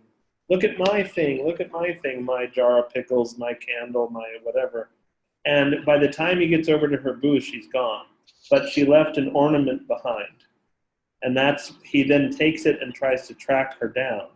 And eventually he gets to the inn, but by then it's midnight, and the inn closes at midnight, which is a very fairy tale-ish thing. And he can't like get to her. Do you know what I mean? Like he has a choice. In other words, he can be out on the street or he can go back to where he's staying and be warm. I'm just playing with ideas, but you get what I mean. I almost like the idea. Like then it's like there's this seed of not obsession but curiosity and wonder, about the two of them, and then you don't have them together, but they both are intrigued. So then you present an opportunity in the, I guess, beginning of the second act to kind of bring them together for a moment, and then you'll pull them apart again till the third. I'm not sure that's going to work. My idea is that her flaw, because she needs a flaw, is that she is going to think that she can't have a job and have an outside life at the same time. Mm-hmm. And the bad ladies are going to drill that into her, how you can't be seeing someone if you're going to be ignoring the children. So I kind of wanted to set it up so that she's the one that leaves because she thinks she can only have one or the other. And so she leaves because she wants to make sure she's there for the kids. Mm-hmm.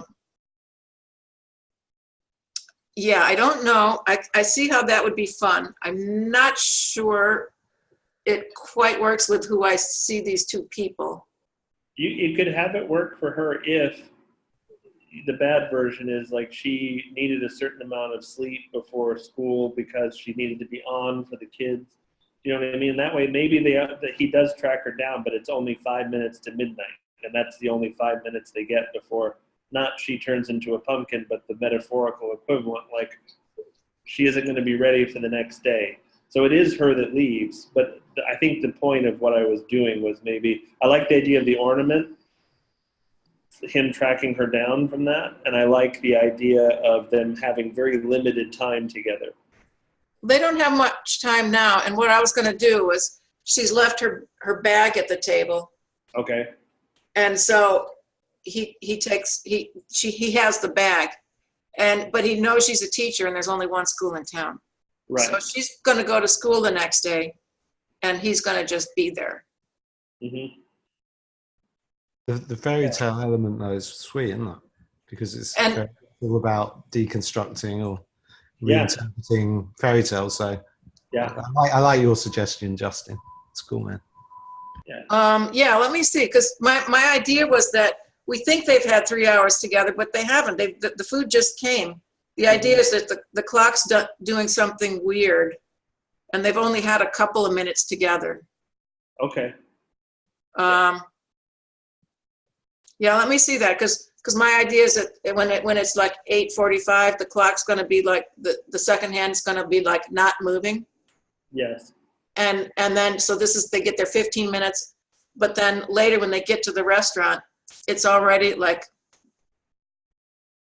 10 to midnight. Mm-hmm. And then the restaurant closes. So they won't have much time together, and I'll make it clear that they've only had like 5 or 10 minutes together. Yeah. So if there is some like outside force like that preventing them from being, having more time, that will help.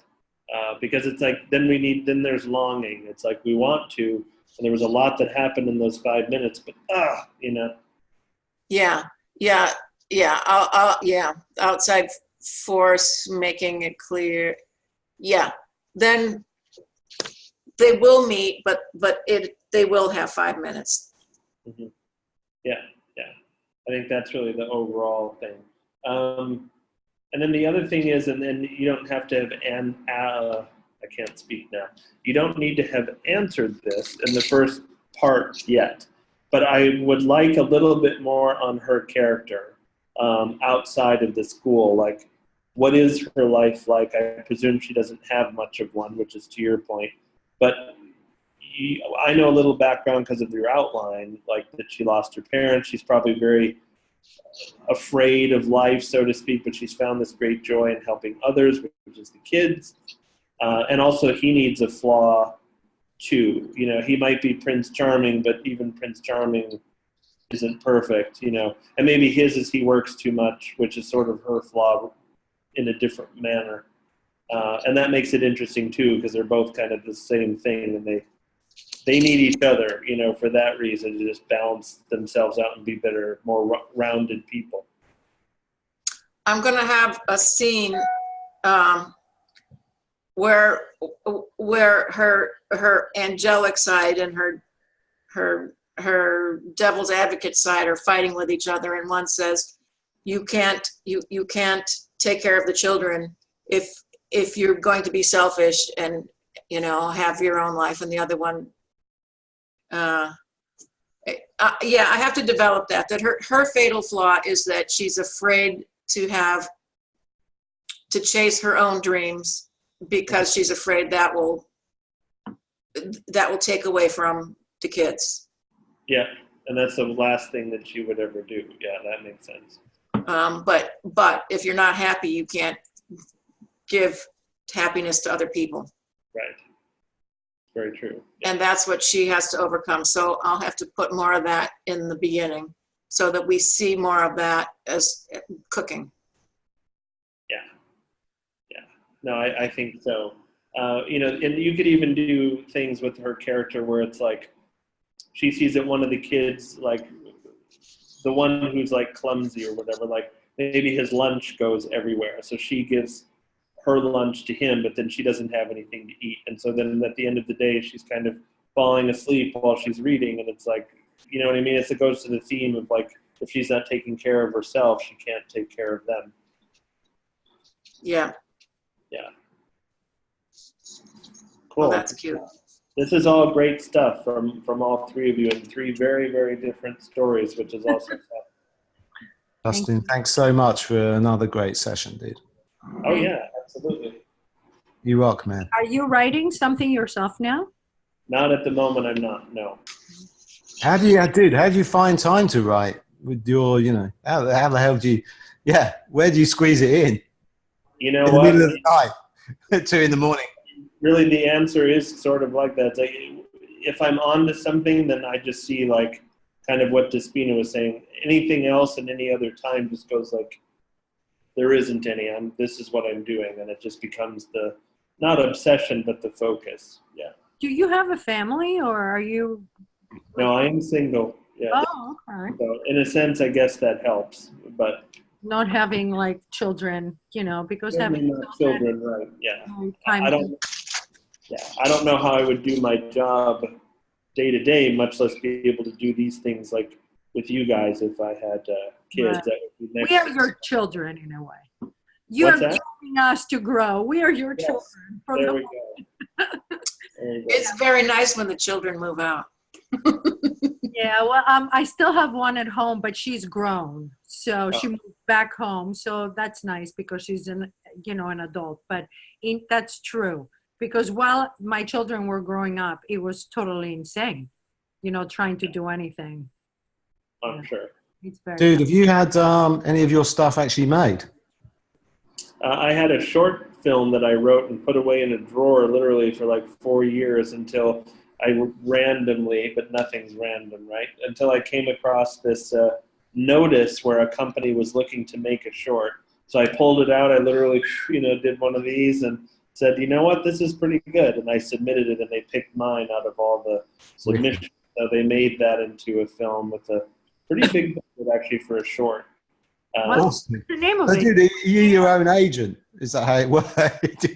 Jack, No. you actually don't have an agent. No. That's hilarious, isn't it? Yeah, it was just fun. The name of it is The Answer. Is it on Oh, YouTube? yeah, cool. Yeah, no, it isn't. I don't know why they never put it up anywhere. I don't even have a copy anymore. I used to on VHS, believe it or not. Shit. Oh, man. Or no, it was a DVD, I guess. I was a little more advanced, but still. So Wow. is it kind of like a question of you would wish you were writing more, but you just don't have a bloody chance anymore? Is that No, I'll tell you that the honest truth is I know I have a novel in me. Oh, It's right, based okay. on my life and my family. It would be bittersweet because there's a lot of stuff that's really damn funny. But I think the best humor comes from pain, right? So I don't know how that's going to come out exactly, but I know it's there. So I feel like once I would kind of unlock that, that'll spew forth. So I don't know if that's the next thing, but it's there. But it could be a movie as well.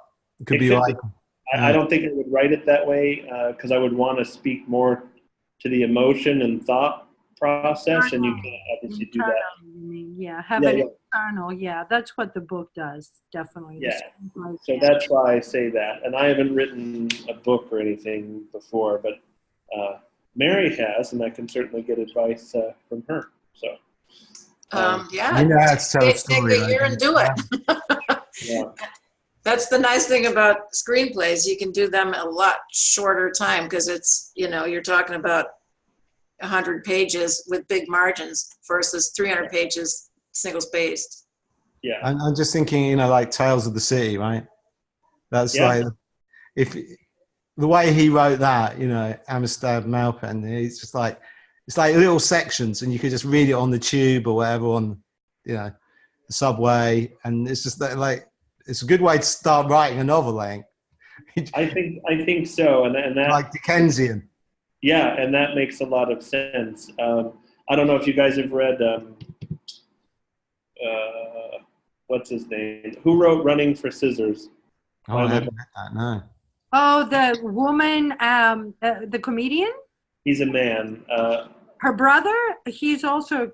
Not David Sedaris, but Yes. Oh, right, okay. it's similar to his. So I feel like that would be more the That's your process. story. Like, it'd be like little glimpses kind of into life. It might not be like, Oliver Twist, right? Where it's like one strong narrative thread. I don't know yet, so we'll see. Dude, good luck with it. Get writing, man. And that could be a fun podcast.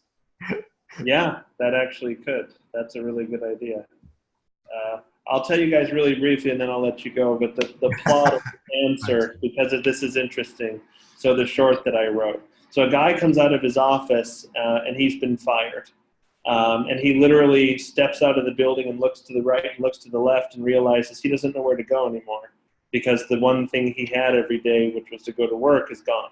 So he just starts walking, and he walks, and he walks, and he walks. And eventually he comes across a phone booth, which nobody uses anymore.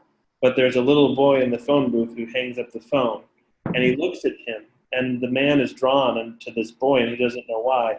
And the boy reaches out to him and says, "Don't worry, the answer will come in time," and looks at the phone booth and leaves. And the man realizes something's going to happen, like this phone is going to ring for me. And so he, on a leap of weird faith, because he has nothing else, he stays by this phone for months. And eventually the phone rings and something happens that's very magical that changes his life. But along the way, like, he is homeless and he has people come and beat him and take all of his worldly possessions. A coworker comes by and makes fun of him. "This is what happened to you." It's like his life is literally kind of going by as he's there at that phone booth. And then what happened? So what's the phone call? It's up to interpretation. That sounds like that Beavis and Butthead episode where they accidentally fall onto the other side of a nudist colony, and their whole lives, they get stuck there. Their whole lives go past, and they end up as old men before. It's just like that. Yeah. Dude, it's always a pleasure. So Guys, there, thank you. The Good best seeing shorts you. are always a little mystical. yeah, think- I was just gonna say it has some supernatural thing to it. It is. It's like a Twilight Zone episode almost, without it being creepy. And some of those weren't. Some of those were very heartfelt. Messagey. They were all messagey. Yeah, exactly. That's So so cool. who directed it? His name is Frank Blake, and if you look him up, he's a big second unit director now in these Hollywood movies. He made a Bruce Willis movie 2 years Yes. ago, a Pierce Brosnan film, and yeah. He's like an old mate. What's that? He's a friend.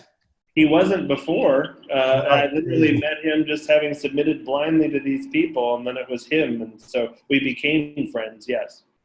That's awesome, dude. Yeah, it was pretty cool, pretty surreal experience. Yeah. Was it about like 20 minutes? That was the. Yeah. That was the runtime was 21 minutes, I think, the edit. Yeah. Wow. Did he win any awards as well as a result of it? Did he get anything? I don't know, because I don't know all the stuff they submitted it to. So not that I heard about, but I was they certainly got proud it of made. myself. But they got it made. That was the important thing. Yes, and I had a pretty major Hollywood director who was friends with Frank watch it, and he goes, "Oh, dude," he goes, "You're the one that wrote that?" He goes, "Freaking awesome, man!" So that was a cool moment. It's like, "Oh, thanks, Nice. A-list director. Appreciate that." Nice. Yeah. Nice. Congrats, Justin. I think the talent is there. It's just a matter of time because soon enough you're gonna fall in love, and then there won't be time for writing. Just Yes, I will. I'll be like, "Go away, I'm writing." yeah, Dude, just can say, I I just- can't fall in love right now because I'm writing, but do it Yeah, quick. exactly. Can I just on the kind of, you know, like your title, what does that actually mean? Because being a Brit, I have no idea what fucking titles mean in the US. Answer the phone call. Are you a literary manager and a like production dude? Why producer? Why? Sure. So my title is Executive Vice President, which you know what that means. So of No idea. What's it Is it big bucks? Is that what it means? it's what it sounds like it means. So we'll just say yes. Sure. Exactly what it means. Yeah. So Executive Vice President is basically like a fancy way of saying I run shit. Okay, cool. Yeah. So- And so Bohemia Group Originals, which is the company I work for, I run that. Oh, so you're like it's like CEO, the same thing. The parent Oh. company for me is Bohemia Group. So Susan is the CEO of both, but on a day-to-day and for all practical purposes, I run Bohemia Group Originals. I'm glad I asked you that because I would never have known from that title. In the article that was just published about me, the interview that was published about me, What I are kind of mentioned of that the only person I answer to is Susan. which article is that? Oh, sorry, I didn't realize. I thought maybe I'd mention. I'm glad that I didn't. Because No, it's you hard to didn't. talk about yourself. Creative Screenwriting Magazine. So Oh, creativescreenwriting.com. If you look up Justin Ross, they just published the interview with me. Who did the interview? One of the senior editors, James. I can't remember his last name right now. Okay. But yeah, it came out really well. There's a lot of fun things about what I do and writing, and maybe some advice-y kind of things. So it's worth checking out. It's So 5 minutes. basically, you're a serious player. There you go. I like it. You can be Cheers my to that. PR person, Marty. It's a pleasure, guys. Justin, thank you, man. Thanks, everybody. Thank Have a you. good week, guys. You Ciao. too. See you next week. Bye. Ciao.